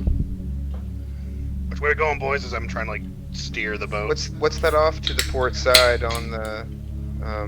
Is that like another raft or a fire pit or something? No, that's the wall. Oh, okay. Thank you. Is there anything I'm still that just we poking could- the corpse. that we could tie the boat off so that we don't get pulled down? I mean, there is a little anchor in the boat, but there's nothing to tie off to. I mean, and there's mud, so you guys could essentially, just Dock it. dock it and hop out. Okay. But again, if you were to do that, you'd have to go single file because it's not a wide pathway.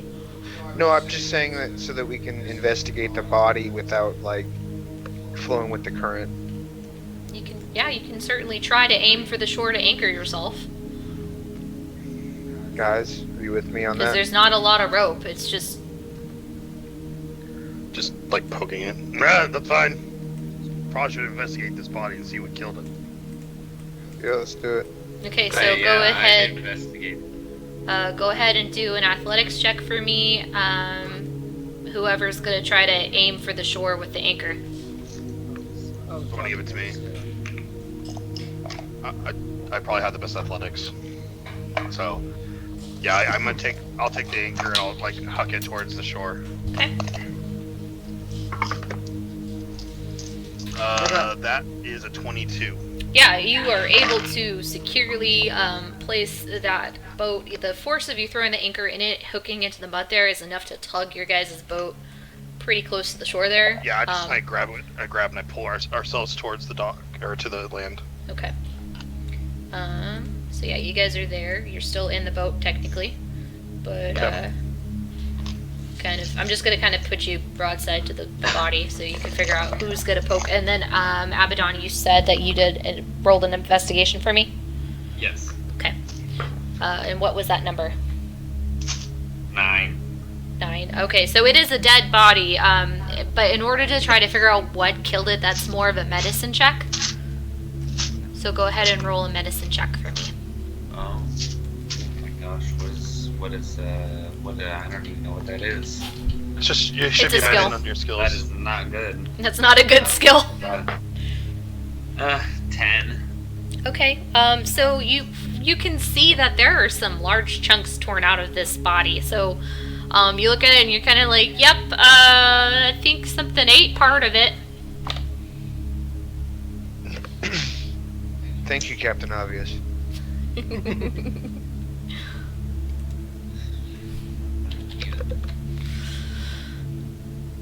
So, anything else you guys want to do? Anyone else want to try to check it out? Yeah, can I see if, like, there's... Like, just kind of check his pockets. You're gonna have to get a lot closer to him than where you are That's right now. what I was saying, like, I want to try to grab, I mean, you could get out and try to wade into the water to check, or you can try to switch spots with Abaddon.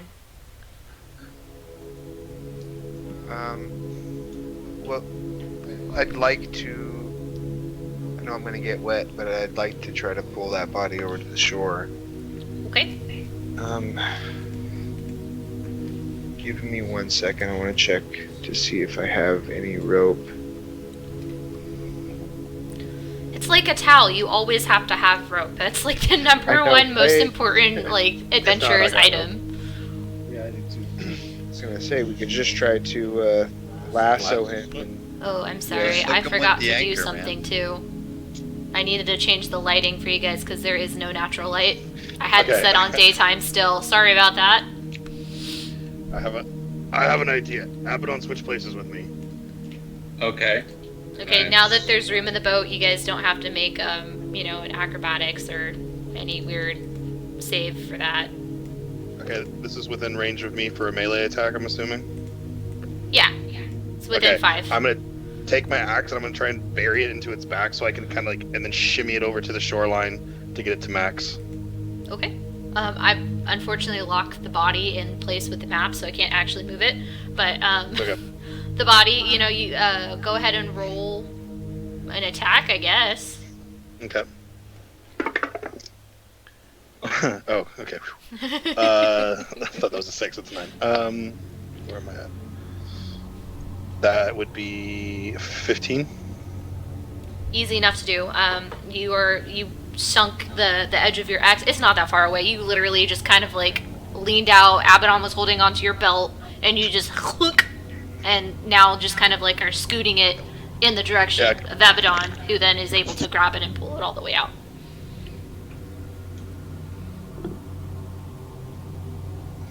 Alright. Jillian's gone Right, again. Yeah, I'm here. I was going to say, I reach out and try to grab him. The body, that is. Okay. Not a problem. That was easy enough for you to do. So he's now on shore with you guys. Or with you, Maximus. I get out of the boat and stand next to Maximus. Bloop. And then with like the butt of my axe, I start poking it again. Yeah, it's I not would like moving. to investigate it thoroughly, pockets, see if he's got any weapons on him. So, stuff.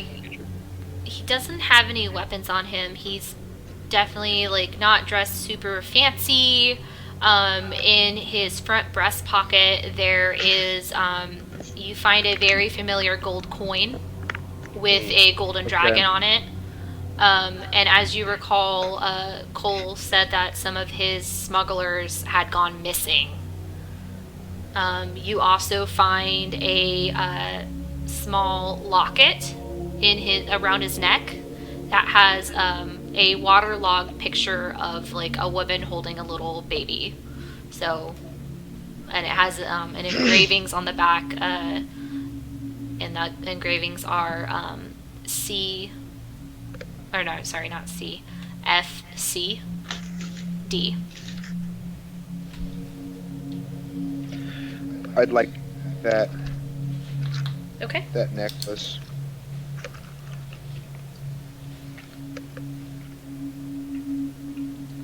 Okay, so you take that off the dead guy's neck. Are you taking the coin too, or no? I guess. I mean, it's not worth anything, is it? I mean, it indicates that who he may had worked for. Well, yeah. I mean, we know who he works for, so I don't need to take it. Unless it's I mean, worth you something. do have a party member who didn't go with you to do that, so there's another. Actually, yes, I will take it. That's a good thought. Thank you, God. Ooh, little pigeon here. Ooh. Who to take what now? He's taking the gold coin from the dead guy's pocket. And he's taking the locket too. With the engraving, what was the what was the letters? initials on there? FCD. FCD.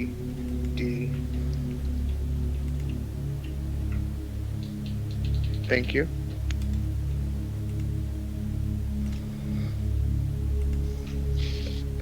Excuse me. Oh god. What did I do? Oh, uh-oh. I'm gonna delete Fillion because he just got humongous, and I'm gonna add him back in. You need to stop doing that. Whatever you're doing, stop. It's not me. It's the Chrome keeps crashing. It's closing Skype. You run Skype off of Chrome? No, that's why I don't understand why it's doing it. No, that's weird. You suck again.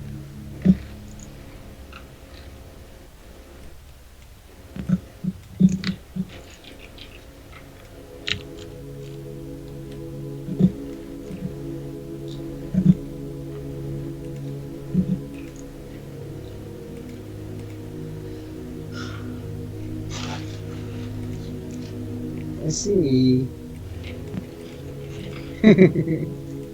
Say I just throw him down there. He doesn't need no label. You can keep your labels, man. Don't put that on me. Yeah, don't label. Whatever, guys. Label me. Well, you lost your name. I don't know where the fuck that. Oh wait, there it is. Just kidding. I found your name. It's all the way at the top. Whoa. Oh, I see it. Yeah. Oh. Now we disappeared. Okay, Fillion, I'm sorry. Your name is just gonna live there, and that's it.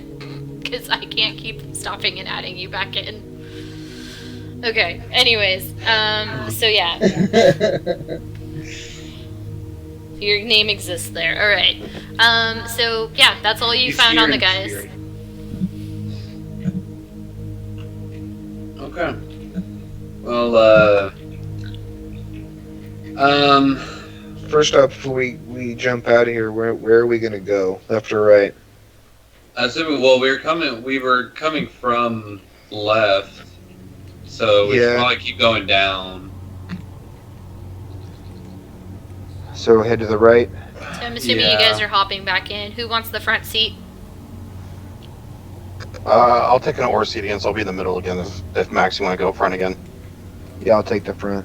Cool. Yeah, I'll hand the torch to Max. All right. Yo, Abaddon, you want to switch places or what? Actually, yeah, I like that idea. I still hand the torch to Max though. All right, cool. I'll take the worst seat. And I'll be in the rear. And Max is gonna have the torch. A nice rear, yeah.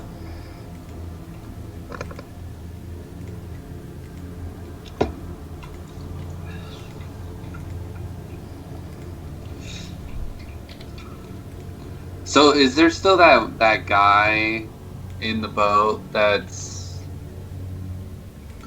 like, what's his name? Gil? Gil. Gil didn't go with you guys. No, he's Gil not. didn't go. Yeah, No. Okay. Dog. Oh, okay. So we're far enough down he couldn't hear us. No, he can't see you guys. Okay, I'm like, man, really wish Fenris was here to play a tune. I can always sing.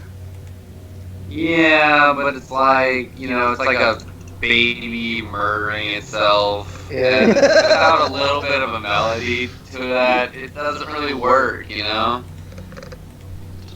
You gotta... Just kind of straight chronic grumble to myself as I pick up the oar and push us off and back into the water. Sorry, I'm adjusting your guys' lane. It was like, I'm not saying that it's bad. I like it. It just requires tune. No, you know what? The damage has been done. Hey, just move on. You guys are so adorable.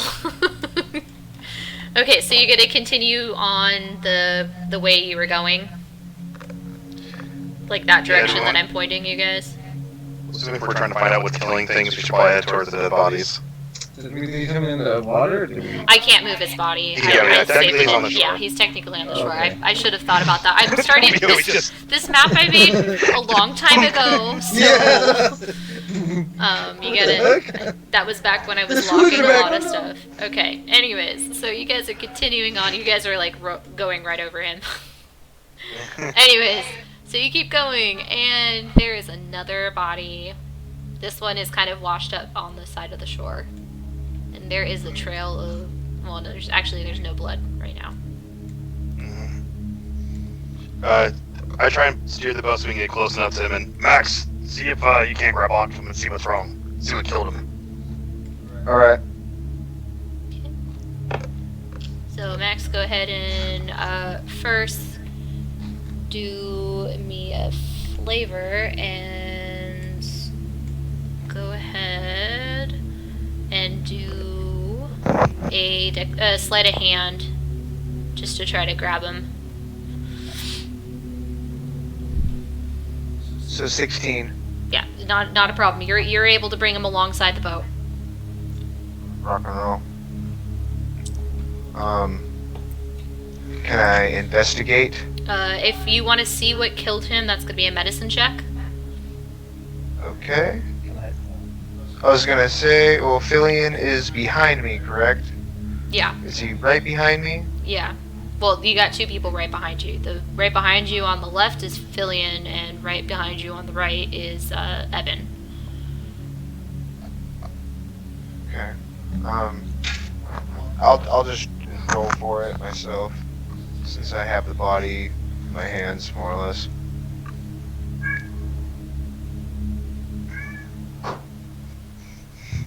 What's that?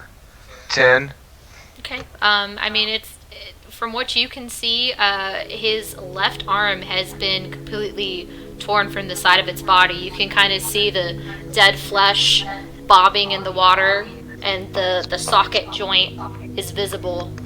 Also, part of its face is gone. There's just cheekbone and teeth that you can see. Okay. And his left eyeball is also gone. And there. I'm sorry. Oh, go ahead. That was it. I was just gonna say, can I investigate any more, like his try to look through any of his pockets or anything? You look through his pockets and you don't find anything on this one. Okay. I'll just release his body and let him float along. Okay. And you guys gonna continue with the current? Yep. Let me adjust the map. Compass a bigger space. Apparently we're echoing again. I'm sorry? Powerman says we're echoing again. Oh. Let me see what's going on here.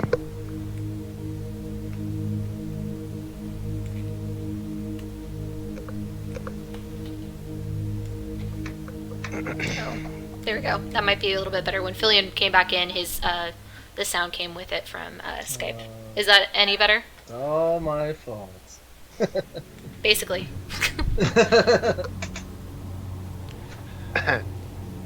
Okay, give me 1 second. I forgot to add something on the dock that I want to give you guys to help you out, just in case. Cast that echo spell and nobody was looking. Talk, people. Hello.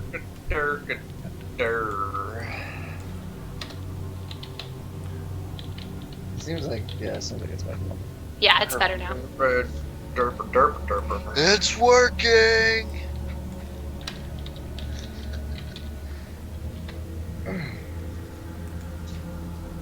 Okay, there we go.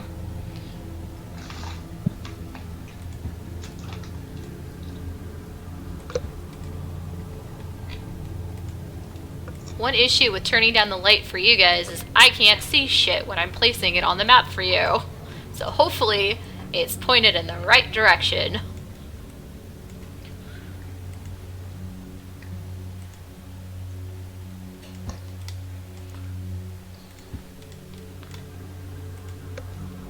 Okay, there we go. Okay, so as you guys are continuing in your little boat, the space opens up. And you are in what appears to be a bigger cavern. Yeah.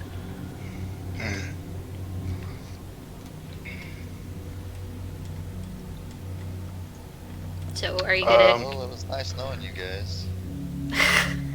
I want to try and. Killian, meanwhile, is back looking around at odd shops at the moment. Anyways, back to what's going on.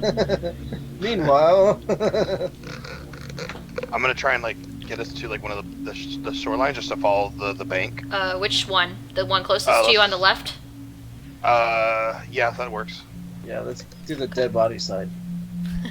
And start going and kind of following that. Okay. If everyone's okay with that. That's fine. So you guys are following that. And ahead of you, there appears to be a dock. Okay. I try to bring us towards the dock. Okay. Not a problem.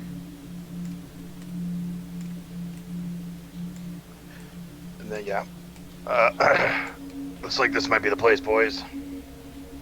Yeah, Let's, I get off. I want to do a. Okay, well. I was gonna investigate first, but. I mean, no, do you think? Do you think? Like, okay. Just jump start. Can I investigate the area before we get off? Yeah, you're. Go ahead and just roll like- perception. Oh, perception. 17 plus 3. Okay, you look around. It's quiet. You hear some bubbles, but that's not unusual in an underwater cavern. And just looking around, there's miscellaneous crates and barrels. Nothing too out of the ordinary. On the far walls, though, there are some torches. I just like put my hand on his shoulder. I was like, pretty sure it's all right, but I get up out. The torches are not Go lit, over to though. the Sorry, box. the torches are not lit right now. Just so you know. I prestidigitate to light them up. Yeah, you do. Okay.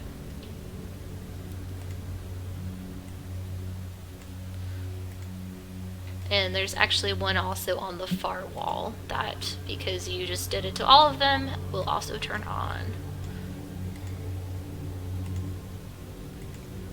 There we go. And let me make sure that is lighting through Fog 4. Abaddon's camera keeps getting smaller and smaller.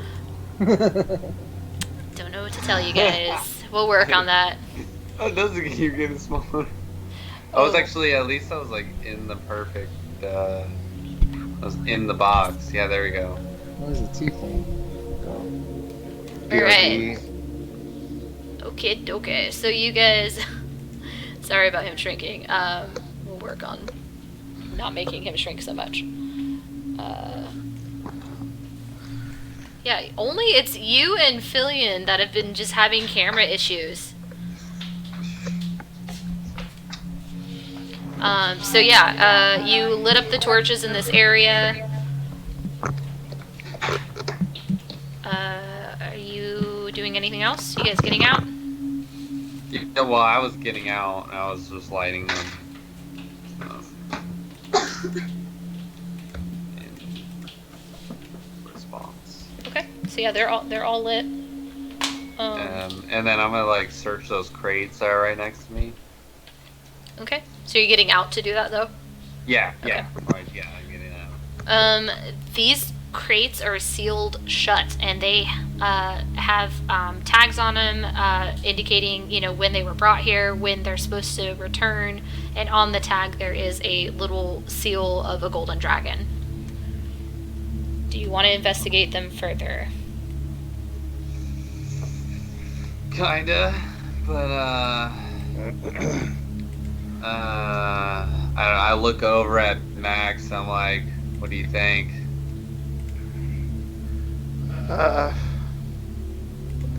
You might want to investigate a little bit further. Give me 1 second, guys. I'm heading back to my camera right now.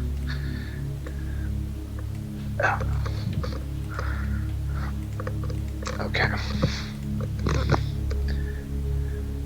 Could you give me a little rundown exactly what was going on again? I was Yeah, having to so take care of something. Abaddon had gotten out and looked at these crates, and there's tags on the crates indicating when they came and when they're supposed to leave, and there was a little seal of a golden dragon on the tag. Kind of indicating the ownership of the tag, or of the crates. I think we should try to secure this whole little area first, this dock, before we start looking at any boxes. Yeah. I hop out of the boat and I start making my way southward, kind of towards the end of the dock. Yeah. I'm going to have Oathbreaker out. Just if he has any ideas, maybe he can throw them out to us. He's still silent. Oh wow. Who, me?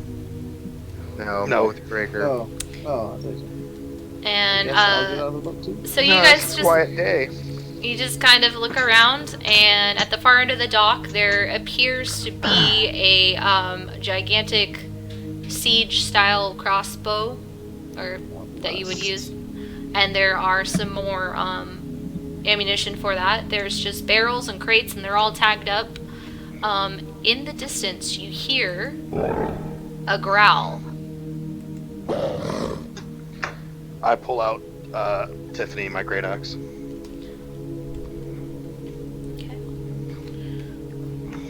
Looking out, you can see across the water is illuminated, but there's just this dark area in the middle that you guys are not able to see what is going down right there.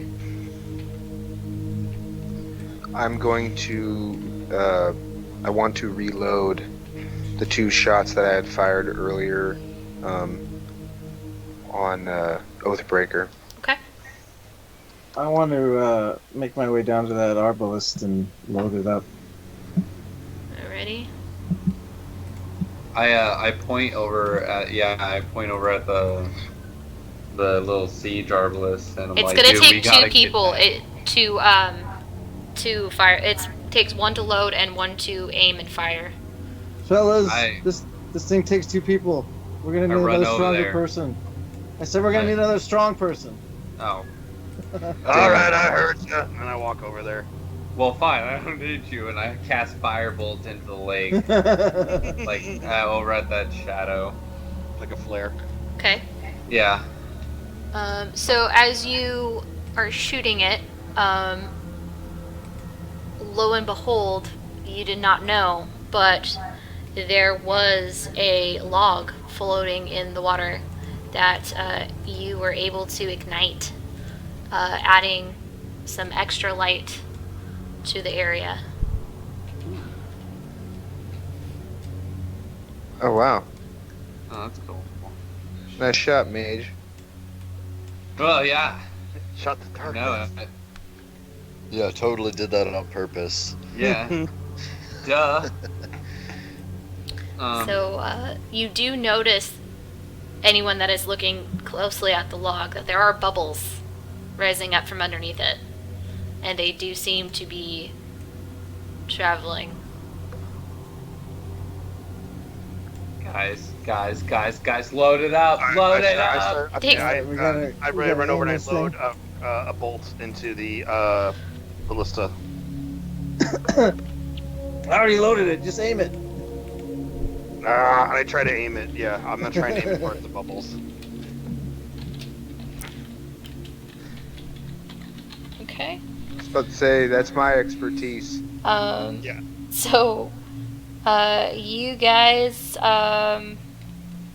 don't. I mean, you're aiming at the bubbles, but you can't clearly see what is in the water.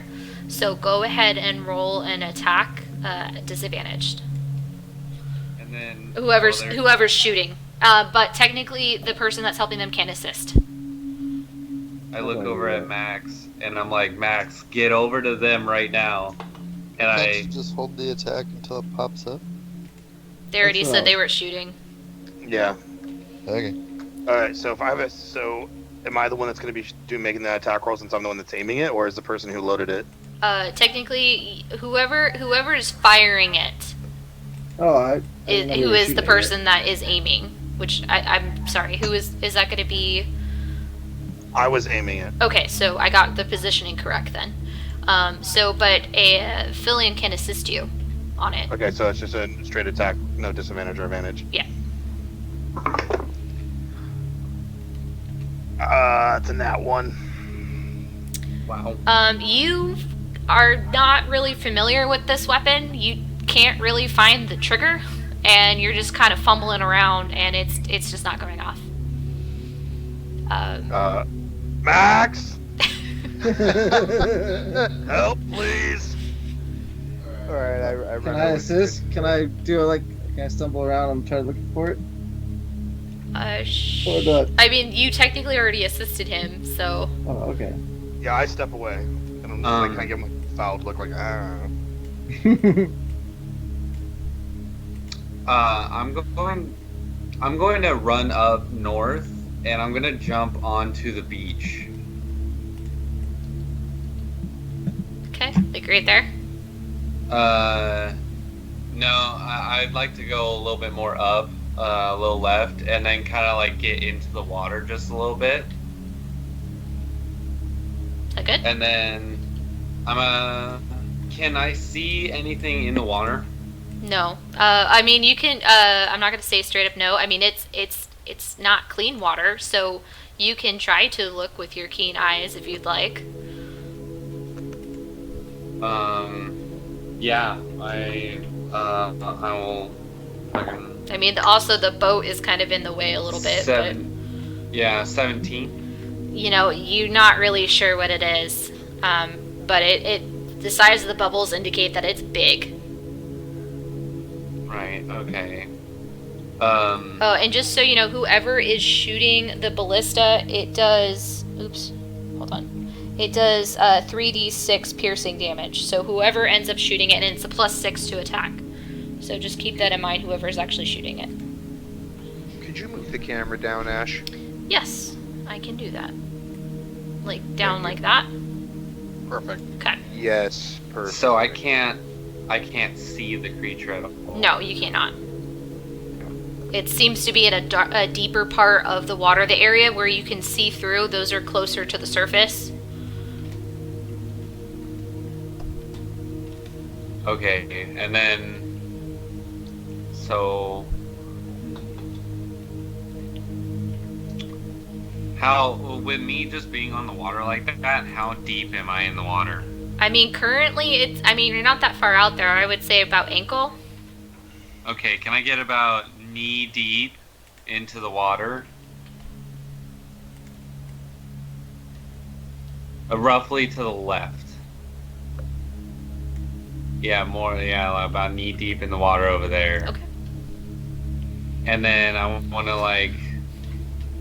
I can't see it at all. No. Which kind of sucks. But I know what I'm gonna do. I use thaumaturgy, and I'm going to enlarge my voice. And I'm just gonna scream like, hey! Hopefully to try to get its attention to come over to me. Okay, so I guess I would say roll survival on that. Just gonna say, you really want that thing to come over to you? 20. Yeah, actually. You're not sure if it really heard you. It kind of, the bubbles stop. And then, they start going towards you. And then I'm a hold stance, and when it comes close to me, or like I see it appear in front of me, I'm gonna cast Thunder Wave. Okay, so you're just holding at the ready currently. Yes, and I'm gonna cast that at level 2. Okay.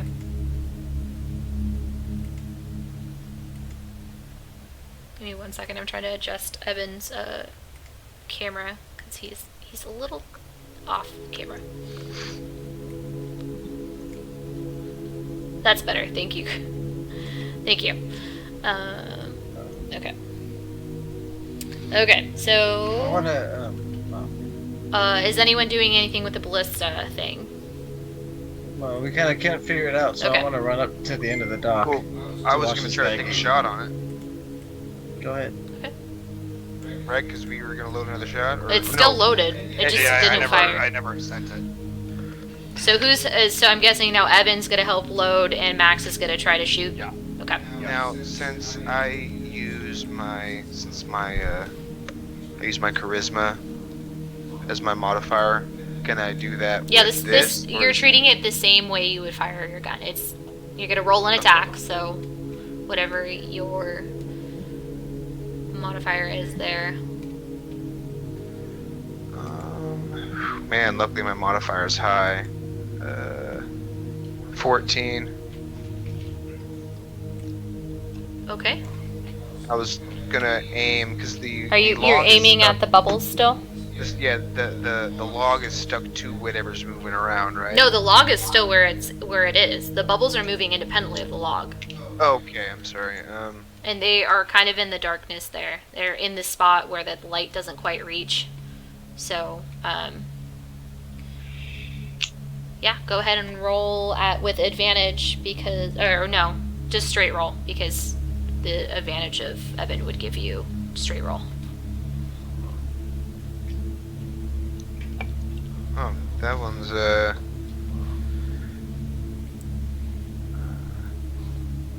26. Yeah, that seems to do it. So go ahead and roll damage for me. Okay. And that is going to be 3d10. Dude. And I need everyone to roll initiative for me as well. Okay. So 7.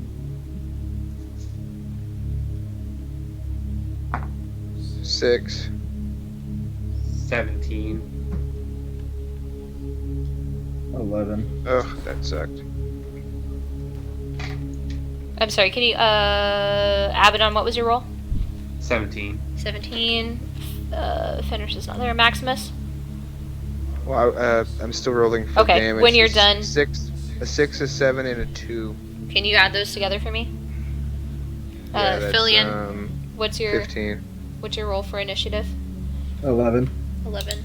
Okay, now go ahead and roll initiative for me, Maximus. Yes. And Evan, what was your initiative roll? 15. 6. Okay.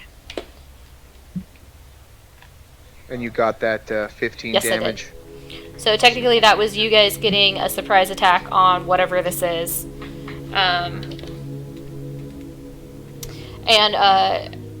You penetrate the water with the bolt, and the water blossoms with blood around the bubbles, and angrily Nice. rearing itself from the water, there is a gigantic crocodile. Oh, please tell me I hit him like in the eyeball or something. The tip of it is poking out of his back currently. Okay, cool. I was just hoping. Okay, and now it is Evan's turn. So if you're gonna help him load, this would be your time to load. Or I'm sorry, it is Abaddon's turn first. I had to scroll up. Okay, well, okay, so I guess I wasted that spell then, since I now start a turn, or... Well, you were holding it for that action to come up, so go ahead and describe what it's gonna do. Because it just appeared right before, so... Right, well, I was just gonna cast it, so it's cast a 15-foot cube around me, but it's thunder damage in water. Okay. So 15-foot cube. Yeah. Let me get you a cube.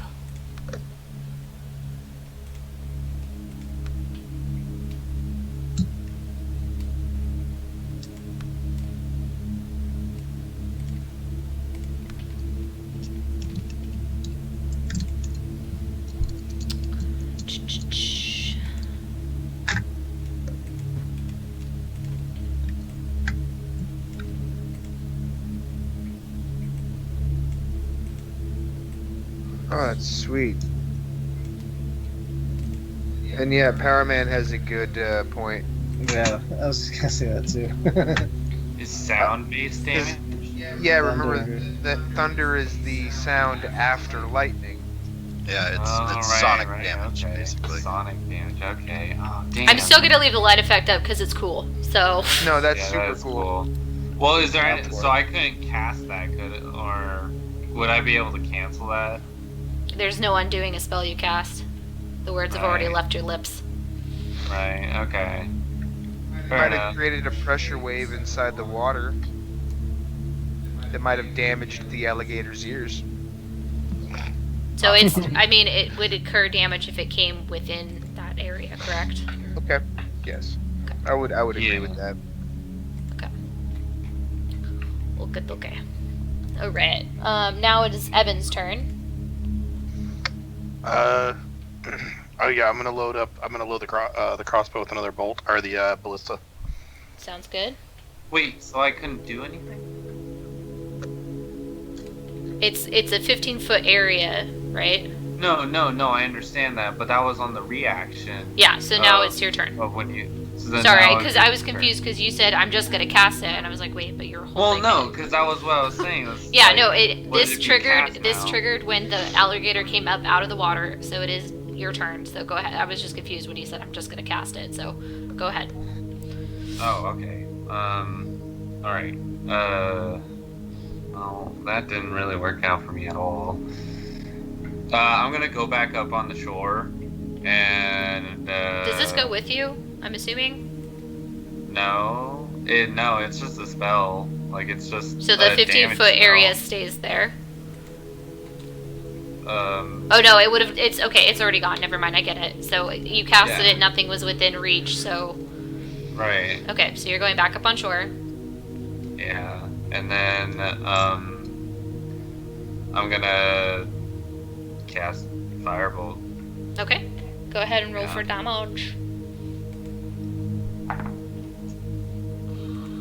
13. That just misses. You shoot the firebolt at it, but because it's in the darker area of the water, it's a little hard for you to see it clearly, and you narrowly miss it. Okay. Well, I go as far back towards the docks, Okay. like So that is I going to be can. 5, 10, 15. Do you want on the dock? yeah, but in the rear of the dock. 20 will keep you right there. Or do you want to keep And going? then- yeah, keep going, just down. the dock. 25, 30. Yeah, but more to the right. There's Yeah. a box there, so you would either have to get on Oh the... wait, is there a box there? Yeah, there's a Alright. box right there. You're like against the box. Okay, that's fine. Okay. Alright, and Fillion is your go, sir. I can't see it. I can't see the. I mean, you have a general idea of where it was. It made a loud sound when it came out of the water.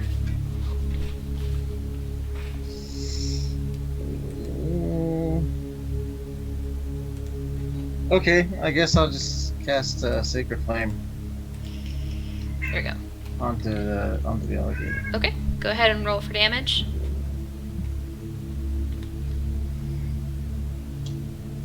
Five. I'm sorry, that was your attack. Roll for attack. Oh, how did I do that? Roll a d20 and whatever your attack modifier is.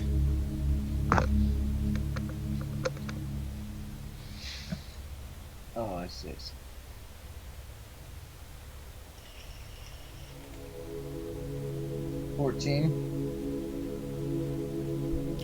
That hits.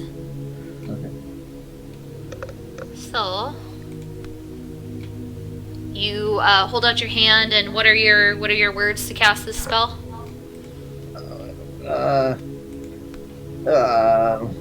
I just say the name of I just say the name of the spell. I say Sacred Flame. In So- Odin's name. Yeah, there you go. That's the spell. Alright, so you reach your hand out, Yeah. and does this catch the object on fire, or is this just holy energy? It's radiant damage, Radiant. but it says that the target must succeed a dexterity saving throw. Okay. 1d8, or it takes 1d8 radiant damage. Okay, what's the save number on it? I don't know. Oh, 13. Yeah, it fails. So how much? Go ahead and roll for damage. 1d8, 7. 7. So it takes 7 points of damage.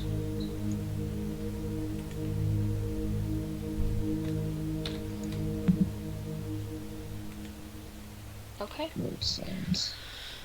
Are you doing any movement? Let me see really quick. I want to also do a bonus action.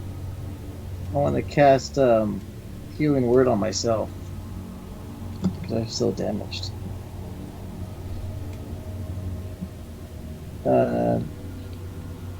So I just, I guess I just say Odin's Mend. Head, man. Okay. I kind of like just say it. There's no. And then your body is illuminated by a blue glow as you heal however Oh. many that heals you. 7. Okay. Apparently. Sorry, I forgot how to do all the healings. And that was a bonus action, or was that? That was a bonus action. Okay. Yeah. Thank you. First level. Alrighty. Okie dokie. Alright, is Mr. Crocodilla's turn. And he is going to go ahead and swim 5, 10, 15, 20, 25. And now he's walking. And so since he did a lot of movement swimming, I'm just going to half his walking.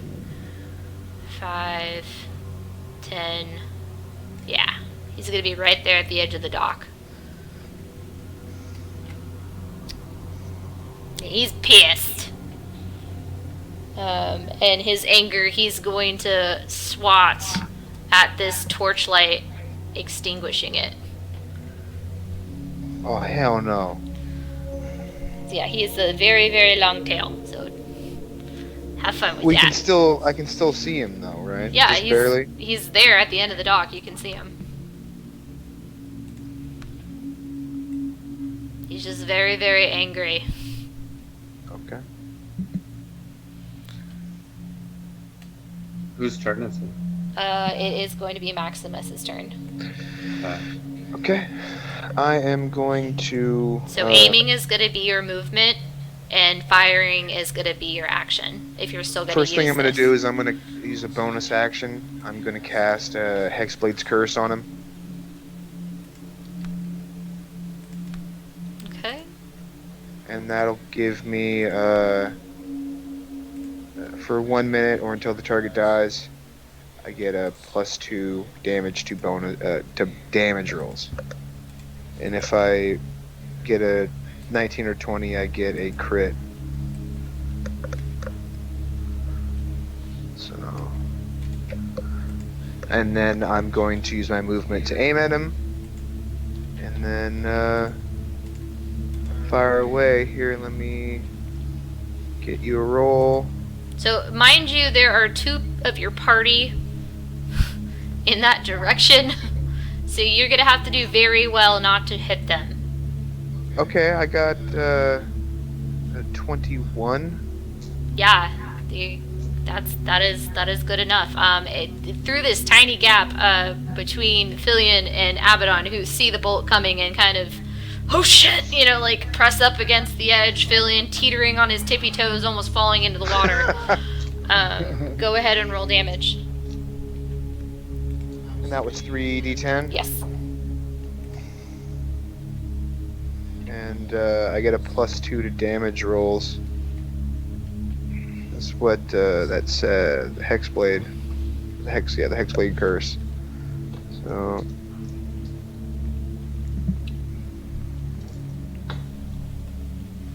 So, yeah, 9, 8, and 3. So 20. 17, 20, yeah.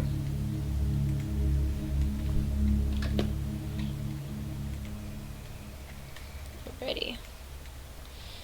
Okay. Oh, plus 2, right? For each one of those, because Hexblade curse? It would just be +2 to the total. Okay, so 22. Yeah. I Okay. was trying to take advantage. Yeah, you can't do that. Alright, so we are back up at the top with Abaddon. Oh, okay. Alright. Can I get a 15-foot cube in front of me, like towards him? Yes. Or cone. Cone? Sorry. You want the cone? The cone. You know what? Give me 1 second. I'm gonna make this easier. I thought I had these things already added into here, but I guess I didn't. Where are my shapes?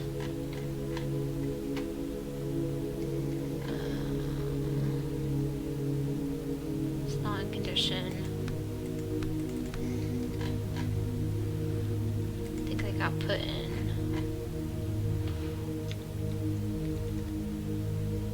Okay, I'm not sure where those went right now. Oh, there they are. Duh. There we go. And turn off this one. Okay. So I'm sorry, you said a cone? Yeah. Give me 1 second. 15 Somebody's at my foot? door. Yeah.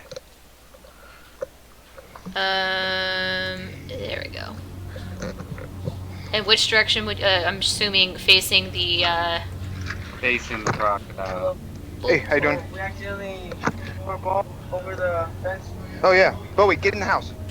Get in the house. Yeah, is it Maximus, basketball? mute your, mic, please. You guys know Maximus, the house mute your in the mic. back right there?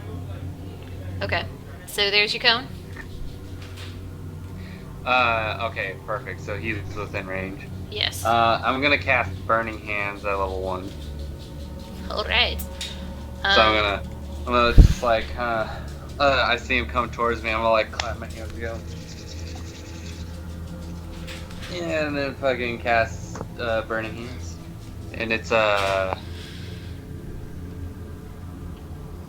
is it? It's a Dex saving throw.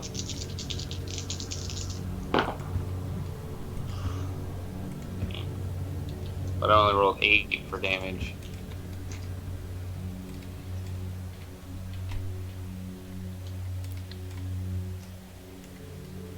Would you roll for the saving throw?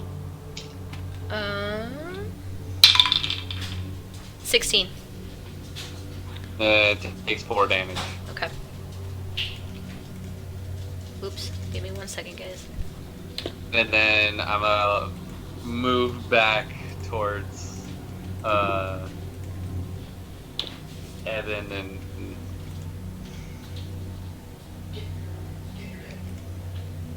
Sorry, I'm getting your fire turned on. Thank you. Thank you. Okay, so you're gonna move back? Yeah. So would those be like on fire? Like would they hurt Well, as he walked over? He would take fire damage as he passes through it, and you're also catching the dock on fire. Right. I mean, I know that. And was Shield of okay Faith with is gone too. It is. Yeah, I know that too. Yeah. I was gonna say something about it earlier, but I didn't. So you're gonna move. Yeah, I'm gonna move back over behind Evan and Max if 10, possible. 15. 20, 25 will put you on top of the ammunition. Yeah, sure. I'll like be like kind of like crouching over, you know, and stuff like ready, you know, covering their back. Actually, can I go a little left, just like to the side of the ammo? Yeah. Oh no. There you go. And yeah, I'll call it good on that one. Okay, sounds good.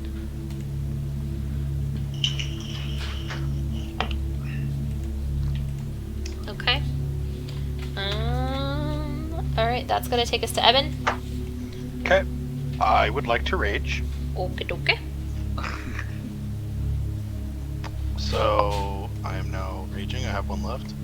And then I will run up to the crocodile. I have 25 feet of movement. 5, 10, 15, 20, 25. Okay. And then I will swing my axe at its face. Okay. Go ahead and roll damage. Attack or damage? I'm sorry, attack. Maybe attack. Attack Okay, first. well, that's a 10. Oh. So you swing wide and your axe buries itself in the barrel nearby. And there is wine starts to pour down into the flame in front of you, making it grow in size. Oh. Okay, I kind of look back at everybody like, oh. And that's going to be my turn. Okay.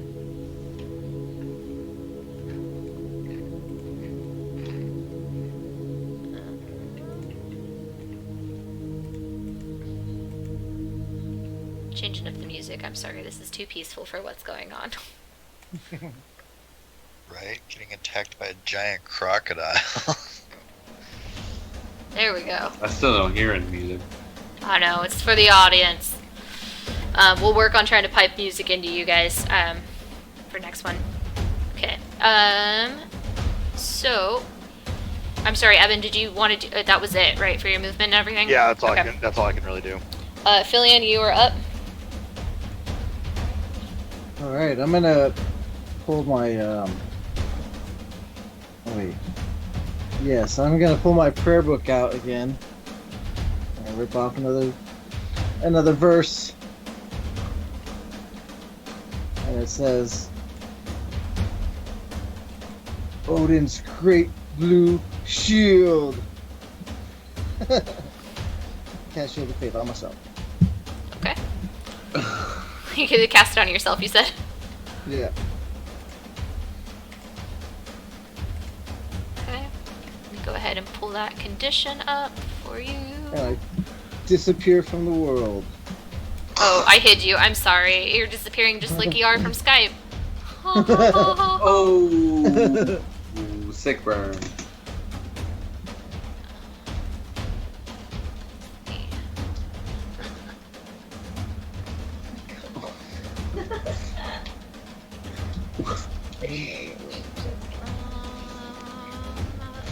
Where is it? Okay, this is just gonna be shield, but I just have shield of faith, so we're just gonna stick that on you for now. Alright. Mirror image. Cool. Oh, whoops. That's not the right one. Just kidding. There we go. I was thinking about using that actually.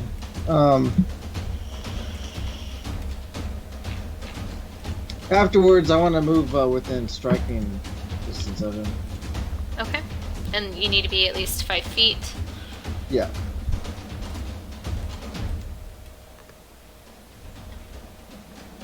Okay. It's a tight squeeze with you and Evan right now, but you're able to get in there. Alright, I'm going to attack him with my mace.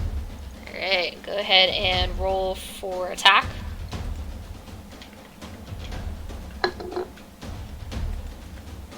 That is 10 plus 3, 13.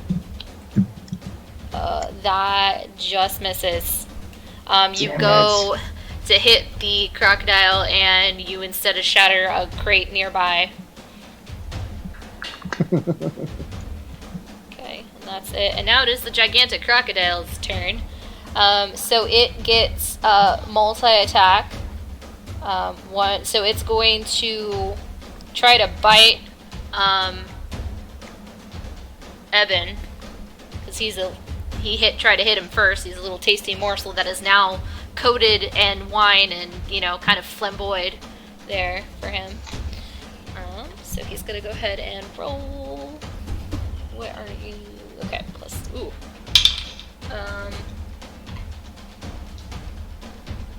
17. That hits. Okay. Whew. Alright, let me get my 10s out.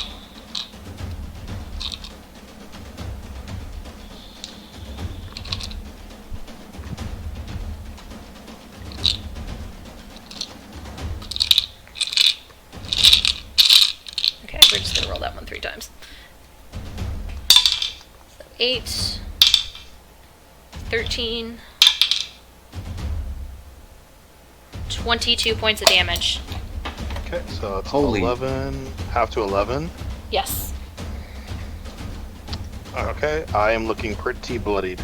Okay, and he is going to spin around and do a tail attack at Filion.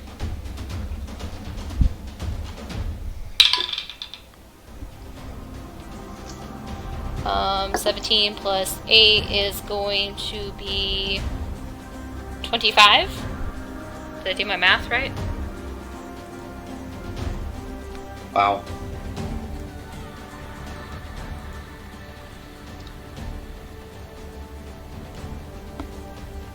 Oh, and you were grappled, Eben, Okay. when you got bit, and go ahead and do a strength saving throw, Filion.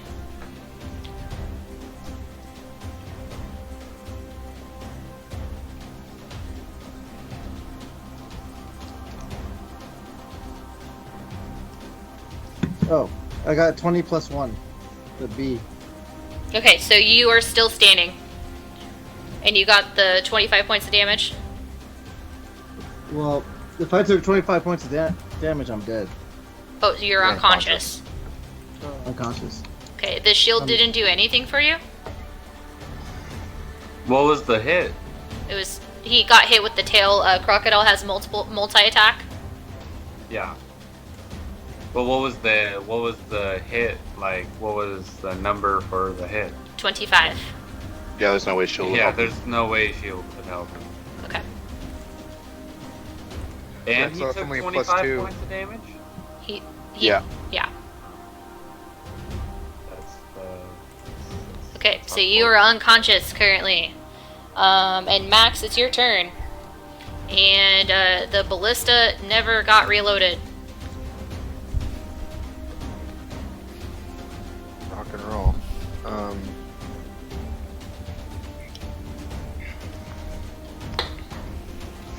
So I couldn't load it and fire this turn. You can could I? load it, and then maybe Wait. Abaddon could fire it. No, because he has 2 actions now. Oh, he I does. can't- You can do that. But he has 2. Yeah. He I has already 2 used attacks per action. He doesn't have 2 actions. Thank you, Chris, I've for used it clarifying that. already. Oh. It's not all the time. It's I have to wait until my next short rest. Yeah, unless he Oh. action surge. That's the only way that would work. So I can only do. Well, you guys one- are figuring one that thing out. right now. I'm gonna go to Fenris, who is topside. What are you doing right now? Give us a little detail of what you're doing. Oh, I'm sure, like, I was sitting there watching intently for a while, and then when I realized that they weren't coming out, I probably just head back over to the cafe and got some more pie or something. And for some Blurted up with reason, the lady. every single bite you're taking tastes better than the next. It's like you don't know what's happening, but like everything tastes so amazing. So For it. all right. you just consuming some pie. Alright, Yep, so we're... I am going to be in sinful bliss. Yes. Little pie belly. Pot pie belly. So Maximus, you went ahead and loaded it, yes? Or what are you gonna do? Yeah, I guess I'll load it. Okay, so you're gonna load Let it. Abaddon try to take a shot at it. Okay, so that is your turn. I'll do my best. And Abaddon, you were up. All right. Yeah. Do good. Right though. And you Make have me proud. advantage right now, so roll 2d20. Take the higher. To hit it Yeah, for attack, for your attack roll. with on the ballista. Yes, because Maximus is helping you. Okay. All right. And then what's my modifier? It would be just my modifier for Plus 6. modifier Plus 6 plus to 6. hit. Okay.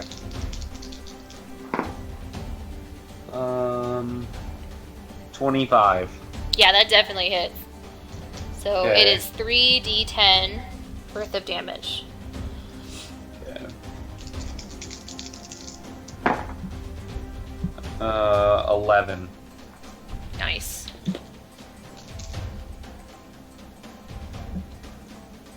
He's starting to look pretty hurt, guys.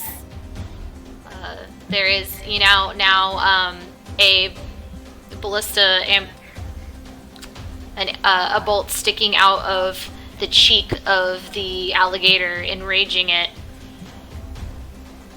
Evan, it is your turn. I'm currently grappled, correct? Yes. Okay. So I want to try and get out of the grapple. Okay. I think that's my athletics versus his. Yes. Okay.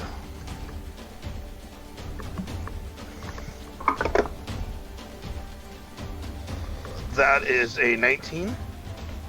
I'm sorry, I gotta double check. What's the number for athletic strength? Is his modifier? Okay. 14. And what was yours? 19. Yeah, so you were able to, you notice that there's some areas where teeth are missing, and you're able to find purchase and just squeeze out of that gap. Okay. And then, shit, we have opportunity. That was my action. That is all I'm going to do. Are you gonna move? I'd provoke opportunity. I'm already at 12 HP, Okay. so Yeah. it doesn't really matter. Okay. Filion, I need you to go ahead and do a death saving roll for me. Your first of the evening. How do we do that? Roll D20. Oh. And if it's above 10, you pass. If it's below 10, you have one fail out of 3. 12. So you pass? I guess so. Oh, Above it's above- 10? Above Yep, 10. That's a pass. Okay, yeah. And I'm going to put a poll out to the viewers real quick. So if they'd like, we're starting something new where we are allowing viewers to vote on their favorite hero and try to award a hero point, which gives them a mulligan on a d20 roll. So I'm going to go ahead and put that into the chat. And it should show you where to vote. Fingers crossed that Nightbot loves me tonight.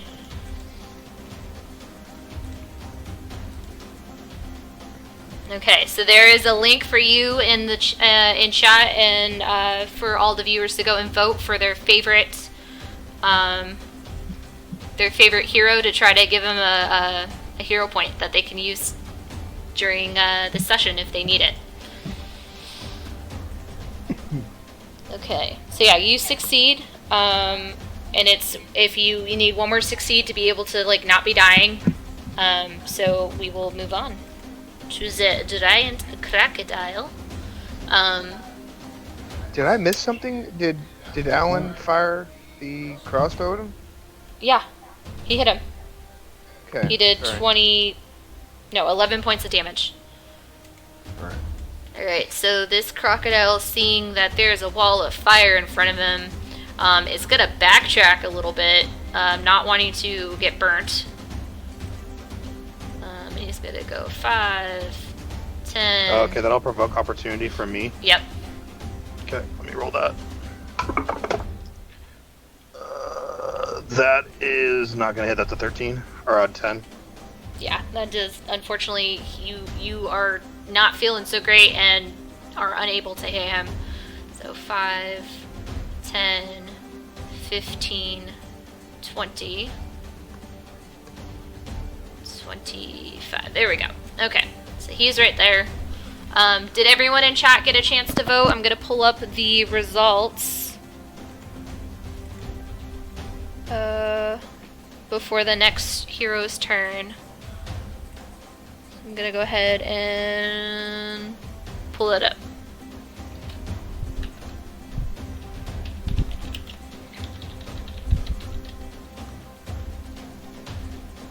That's super cool. Okay, so it looks like we have a tie between Maximus and Filion. So I'm gonna just roll a d6, and who wants odd, who wants even? Odd. It's even. The point goes, or the hero point goes to Filion, who can use it if he, needs it tonight to re-roll a d20 for anything. Okay, let's get back into combat. Maximus, it is your turn. So you can either attack or reload.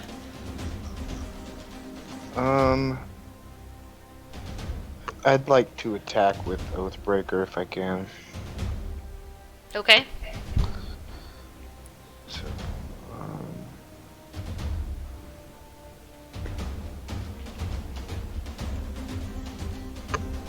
so 23. That hits.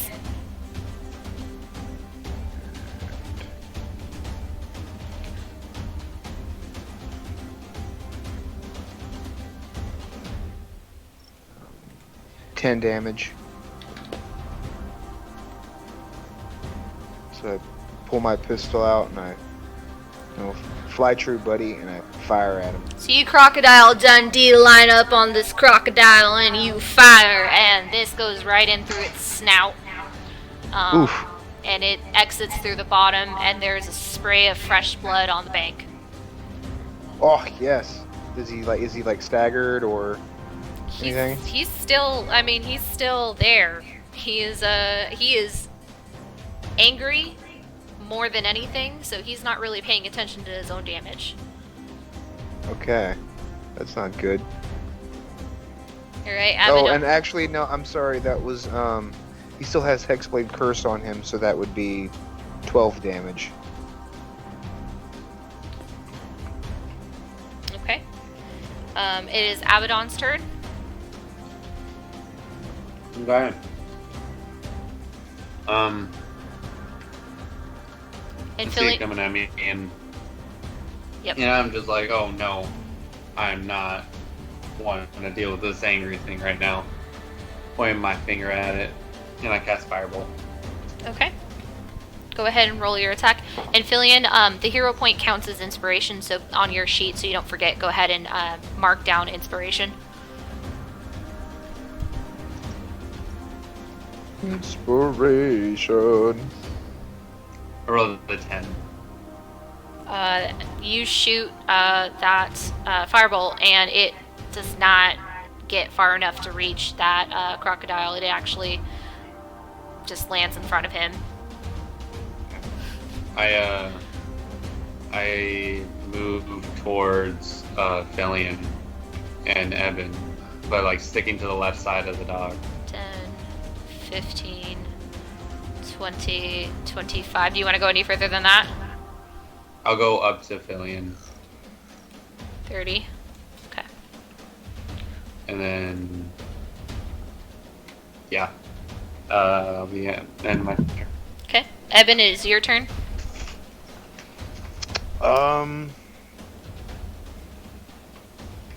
Okay, I'm gonna get closer to the alligator. Do you want to try to squeeze in between there? Wherever I can get melee range. Yeah, I'd say right there, right at the edge of the dock. You can kind of, stand on your dwarven tippy toes and reach him. Okay, I will then swing at him with my axe.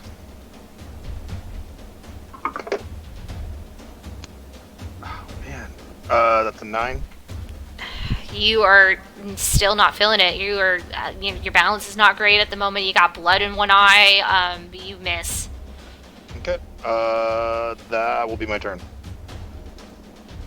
Okay, Filion, is your go. Go ahead and make another death saving throw, please. Fingers crossed for you, bruh. Come back to us. 13. Hey, the same number of viewers we have right now. And you succeed, and you are back up to 1 health point. Is that correct, Chris? No, he's just stabilized. Stabilized, so he's just at, He's just not gonna die. Yeah, okay. Oh, I need only 2? Yep, it's whatever you get to first. 3. 3? Yeah, it says on here 3. Oh, sorry, okay. Successful saving throw, sorry, so my bad. I was thinking it was 2 for some reason. I got too excited. Never mind, you're still unconscious. I take the back. God takes the back. You're in a good place. You're in a good place. Okay, it is the crocodile's turn, and he is going to continue going forward. He didn't even notice you sneak up behind him. Okay. 20, and he gets to about there. Oh, crap. Was that my, would I have provoke opportunity? You would have.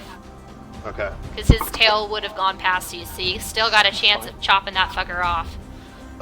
Okay, that is a 24. Yeah, that hits. Okay, and then let me do damage. Where's my D?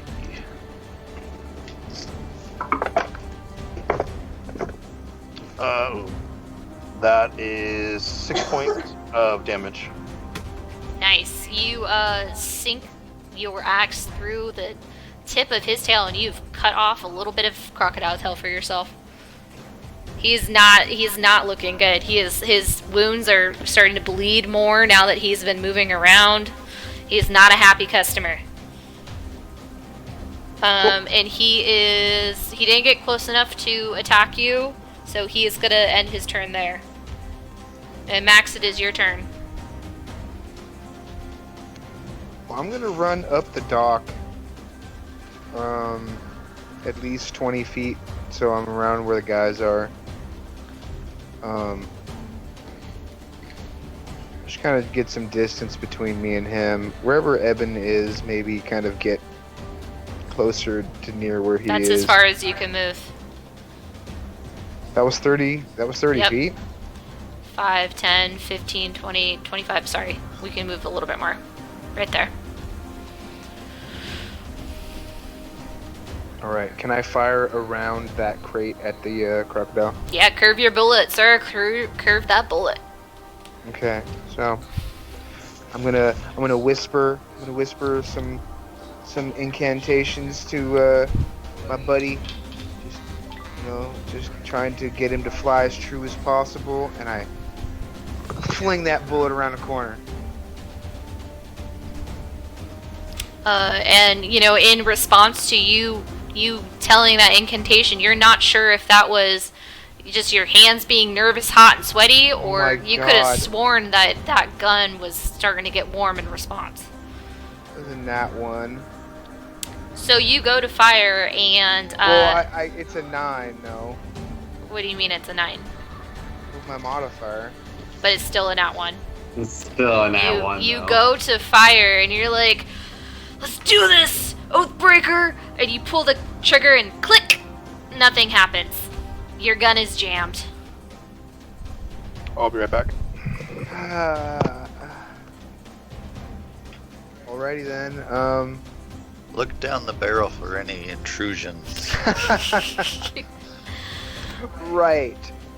Okay, now we're up to Abaddon, as Maximus is just kind of like, "What the hell, Oathbreaker?" Is there anything I can do to help Filion? Was that Abaddon? Yeah, you could kill the motherfucker, or you could give him a health potion. It's either or. You have an action right now. Yeah, right. I was like, I don't have a health potion, so I thought gonna... Fenris gave you one. Here to use yeah, it. I already used it. Sorry. Yeah, and your only other person that can do healing is not there.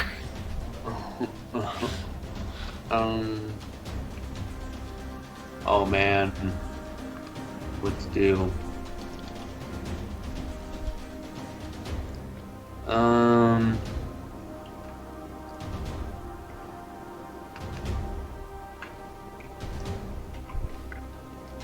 Okay. Yeah, I'm gonna cast magic missile on him. So that's gonna be I'm gonna make 3 darts that are going to go at him. Okay. And that's that one. And you don't have to roll for attack?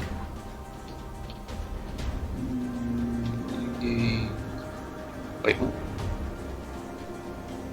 No, sorry. I clicked the wrong. Looking at this spell right now. You create 3 glowing darts of magical force. Each dart hits a creature of your choice so you can see within range. It deals damage. All darts strike simultaneously. Yeah, it says nothing about a save or a. Okay, it's auto hit. Thank you, Power Man. Man. Yeah.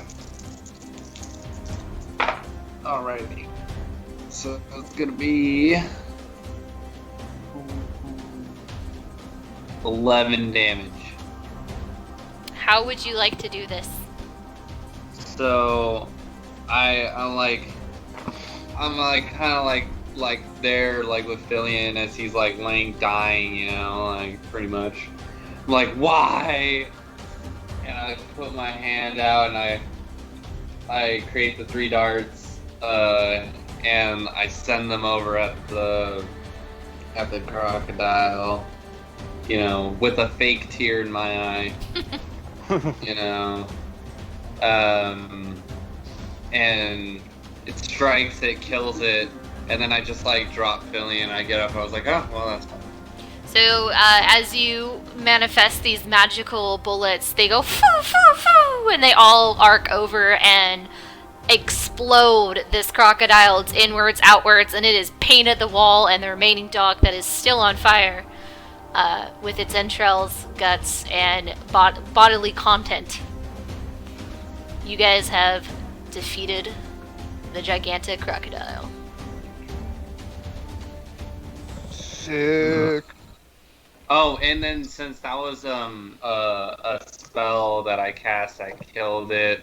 I get to gain life twice to the spell's level cost. Yep, and then also Maximus gets something from Hexblade. Yeah. Yeah, if it dies, I regain 5 HP, but I'm at maximum health, so. Yeah. I only gain 2 life. I've been in the rear, fighting from the back like I usually do. Okay. let me get that HP, yo. Yeah. All right. I only did it once per turn if I kill 1 or more creatures with a spell first level or higher.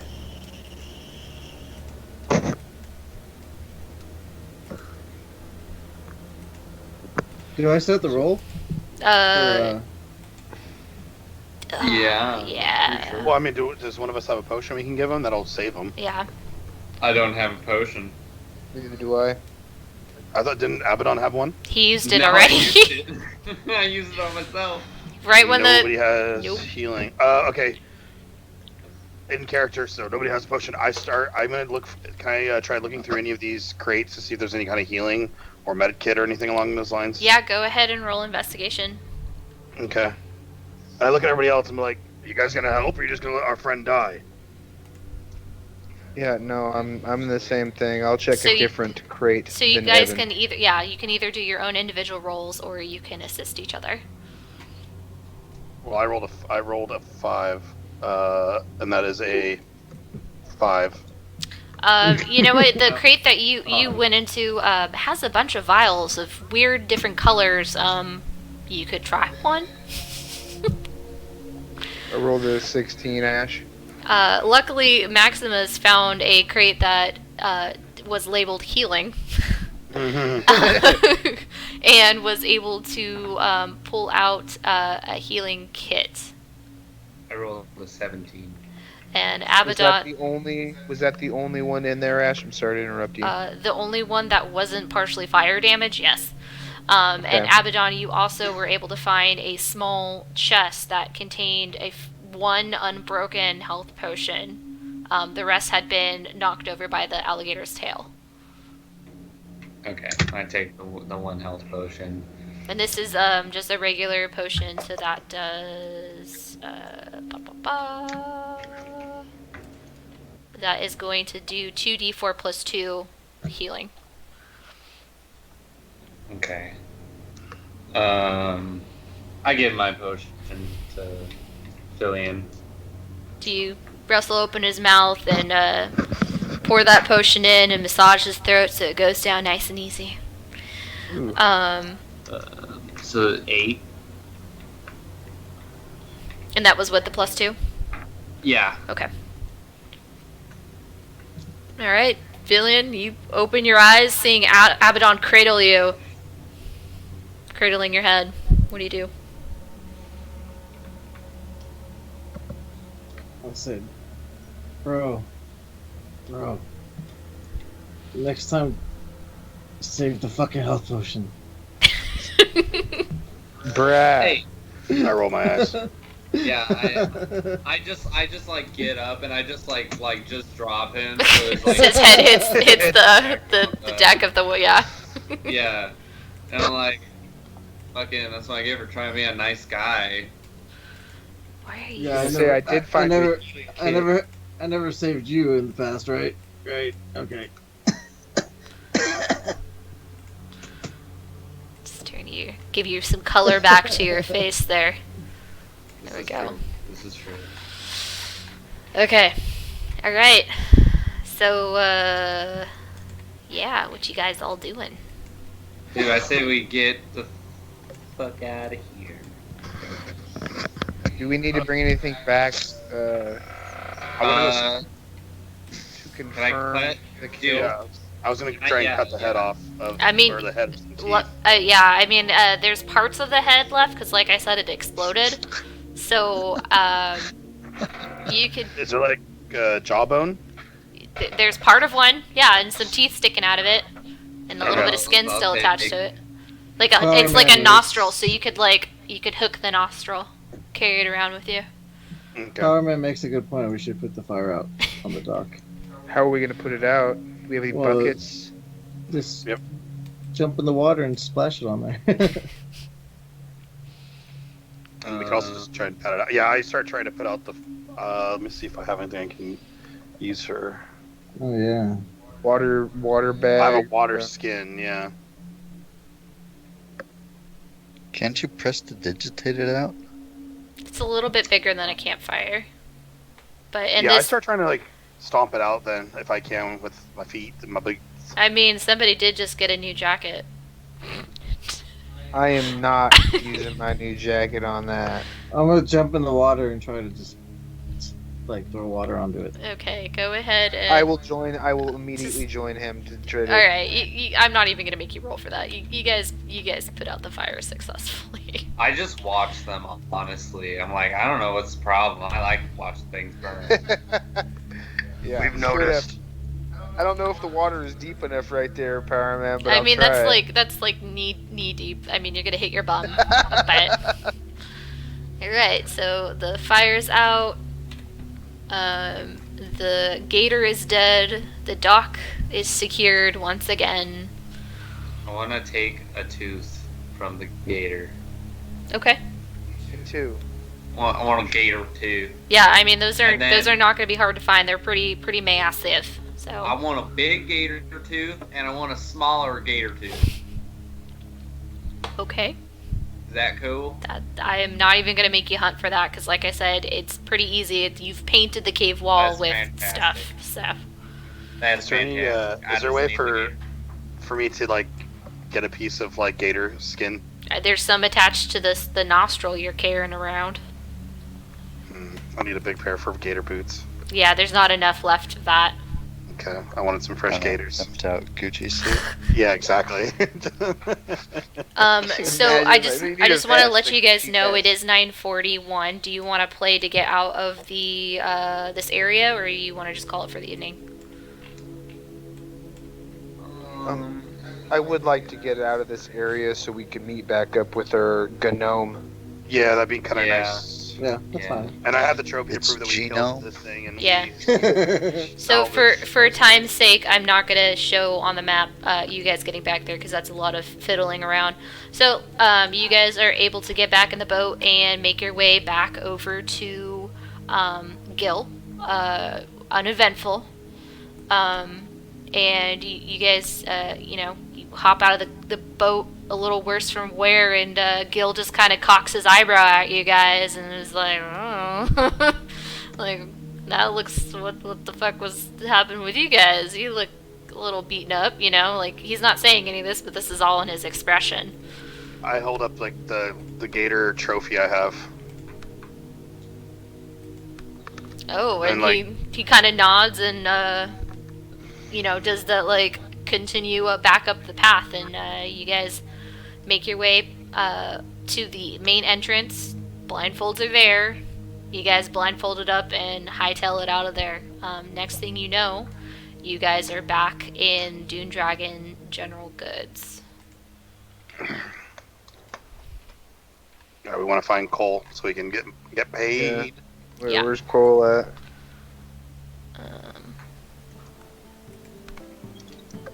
So about how long have they been gone? It is night now. You left at like 11:30, and it is like 8 or 9 o'clock right now. So Fillion, I'm guessing, or not Fillion, but Fenris, I'm guessing you may have either stayed at the pantry place or the dispensary, or headed back to the House of Roses to the room you guys have been sharing. Yeah, I'm sure I did that. Let me change up the music since it is nighttime.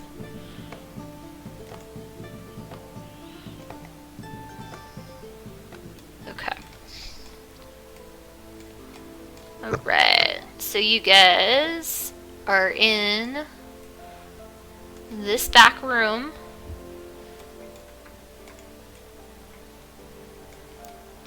Just for visuality, I'm plopping you back in there. Oops. And we need to add in a couple of our friends. So Gil motions to you all to wait, and leaves the room and comes back with Cole. And he's like, so, Gil tells me you might have an interesting story for me. We might. There's a huge swamp alligator monster thing down there, and we painted the walls with them. Do you have Unfortunately, we found some of the bodies of your smugglers. Were you able to pull anything off of them to identify them? And then I kind of make like the coin. I found this necklace with the initials FCD. Cole extends his hand, takes it, examines it. Franford, I knew the man. Distant relation, good smuggler. I'm sorry to hear that he has passed away. His wife and child will be well taken care of as they're part of the Dunedragon family. But she was beginning to wonder why he had not returned. Well, and we ran into not just a crocodile, we also ran into flying squids that attacked my face. You might want to send more guards down when they're down there. We used to have problems with dark mantle infestations. They seem to have taken up residence again. I'll send somebody to check that out. Yeah, definitely. Well, do you have any proof of the monster you said you slayed? And then I take the jawbone off and I kind of toss it down by his feet. And I'll show him the teeth also that I collected. Seeing from your numerous injuries and the proof you provided, I'd say you were quite successful. Yeah, I'll go ahead and write you up a receipt for payment, and you can cash that up at topside. So he goes to the desk, pulls out a little notepad, and scribbles the amount that you're gonna get, and puts a seal on it, and holds it out. I'll grab it then. He kind of takes it back a little bit, and he's like, "And the other job? Are you still interested?" How much are you paying for that one? Well, it'll depend on how soon you get the job done. Well, we have a friend that might be brought in with us as well, so we can talk to him if you're okay with having another one with us. I believe we can make some adjustments to the contract we had you sign. Thank you. He might even have a coin himself. Well, send him my way the next time you come in. And don't forget the passphrase. It kind of is a ritual. I probably will. So he allows you to finish taking the paper, and examining it. He has put the amount of 10 platinum and 250 gold on it. Oh wow. 10 platinum, that's Half of what you guys Conversion. need, I believe. Yeah, it's a lot of money. okay. Who's holding on to it? Who's gonna? Are we all? Is this like a party fund that we're gonna do, and we'll divvy it up, kind of a thing? I say we split that 250 and keep the platinum as is, so we have that towards the boat, and that 250 could be split. I'm actually sitting kind of good. Well, I'll take a little bit of it. I'll take like 25 gold out of that, and then Yeah, you guys can split. Sounds good. We can figure it out offline. Yeah, sounds good. And that's probably a better idea. First bout shit. Cool. And then, yeah. Well, then I guess you guys want to go find Fenris? Yeah, I'm gonna let's go find him. Head back to the the The printing. Well, he's not at the cafe anymore. Not at the dispensary. He's I'm just at gonna the, move the screen off because I don't have an interior for that place. Could you refresh my memory on the hotel, the inn? I don't know. Did you write it down? I have. And who are you asking? I'm asking one of the guys. Let me see if I wrote that one down. I wrote it down. I just don't remember. I'd love to tell you, but I'm not there. Oh, where you at? I'm at the hotel that shall not be named by someone who's not gonna metagame. Nice. I do not have the name written down. I thought I did. I don't either. House of Roses. That's it. Lots of roses. I knew it had something to do with roses. Gosh, dang it! Me and my going senile in my young age. Maximus, if you can angle the camera back on you, you're a little off screen. Yeah, just give me 1 second. Okay.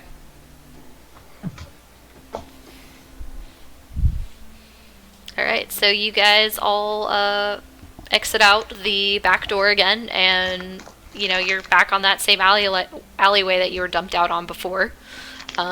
Getting your bearings. It is pretty late at night, but without issue, you are able to find your way back to the House of Roses.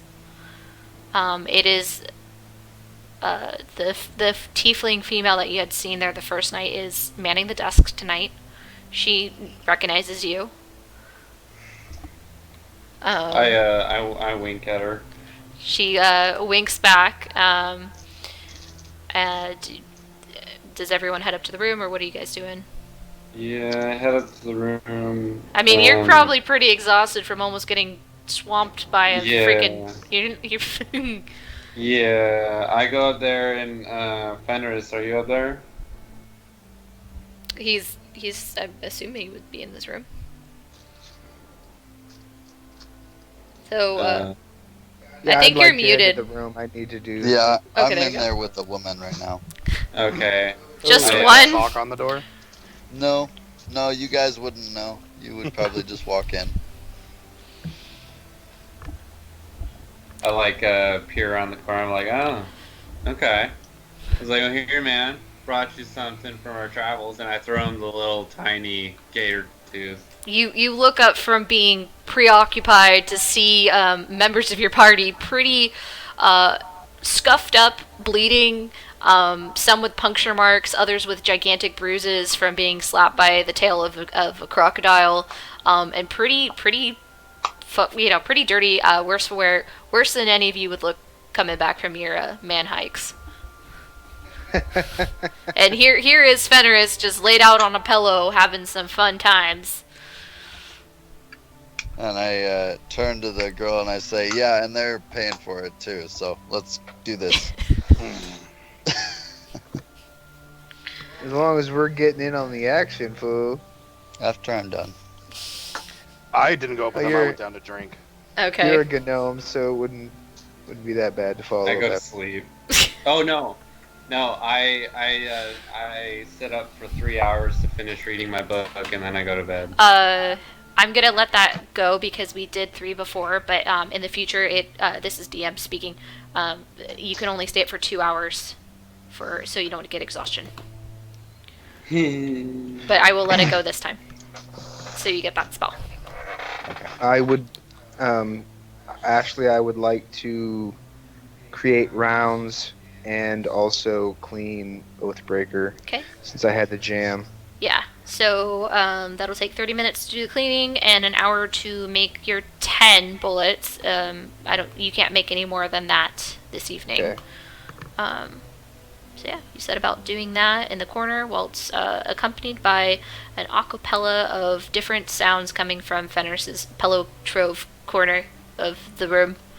And we'll leave that to your imagination, viewers. Thank you. And downstairs, not seeming to be bothered by the gaping wounds on him, he is Evan is enjoying a tankard of fine mead. I'm just imagining people walking by. The hell are you looking at? Ever seen a grown man bleed before? Eventually, one of the ladies of the evening comes over and indicates to you that there is a bath in this facility if you so care to use it. I look at her, and then I just I chug what's left of my drink, and I put it back down again, and just go, another. She, as the bartender pours it out, she grabs it and kind of finger indicates this way, and like gives you the beer and sends you into the bathing room. Oh, I'm not bathing. I am covered in gore, and that's the way I like it. Well, at the very least, she's gonna try to tend your wounds. And I kind of grumble as I go with her. And she has a pitcher of mead, and she just keeps refilling as she's treating. She seems to know how to deal with tough dwarven men. I flex my pecs. A little squirt of blood comes out of one of them. All right. Unless anyone has anything else they'd like to do for the evening, that is where we are going to end it today. Cool. I'm good. Well, Just setting my guy up for a long rest. yeah, you can go ahead and do the long rest now so you don't forget. I just wanted to say a thank you to Turbo Nerds D&D who hosted us, Powerman 119 who stuck around to give us a lot of good help, and also you were hosted awesome, us. Powerman. Thanks, dude. Thanks, Powerman. We're also going to say thank you to Outlet D&D, who was our raider tonight. Thank you to HG Firestorm for the follow, and Sangre_Vic, who also followed this evening. Thank you so much. It's been a pleasure entertaining you for the evening, and we will catch you next time. Keep an eye out for the Discord channel. Yeah. Talk to you all later. Bye, guys. Thank you. Bye. Bye.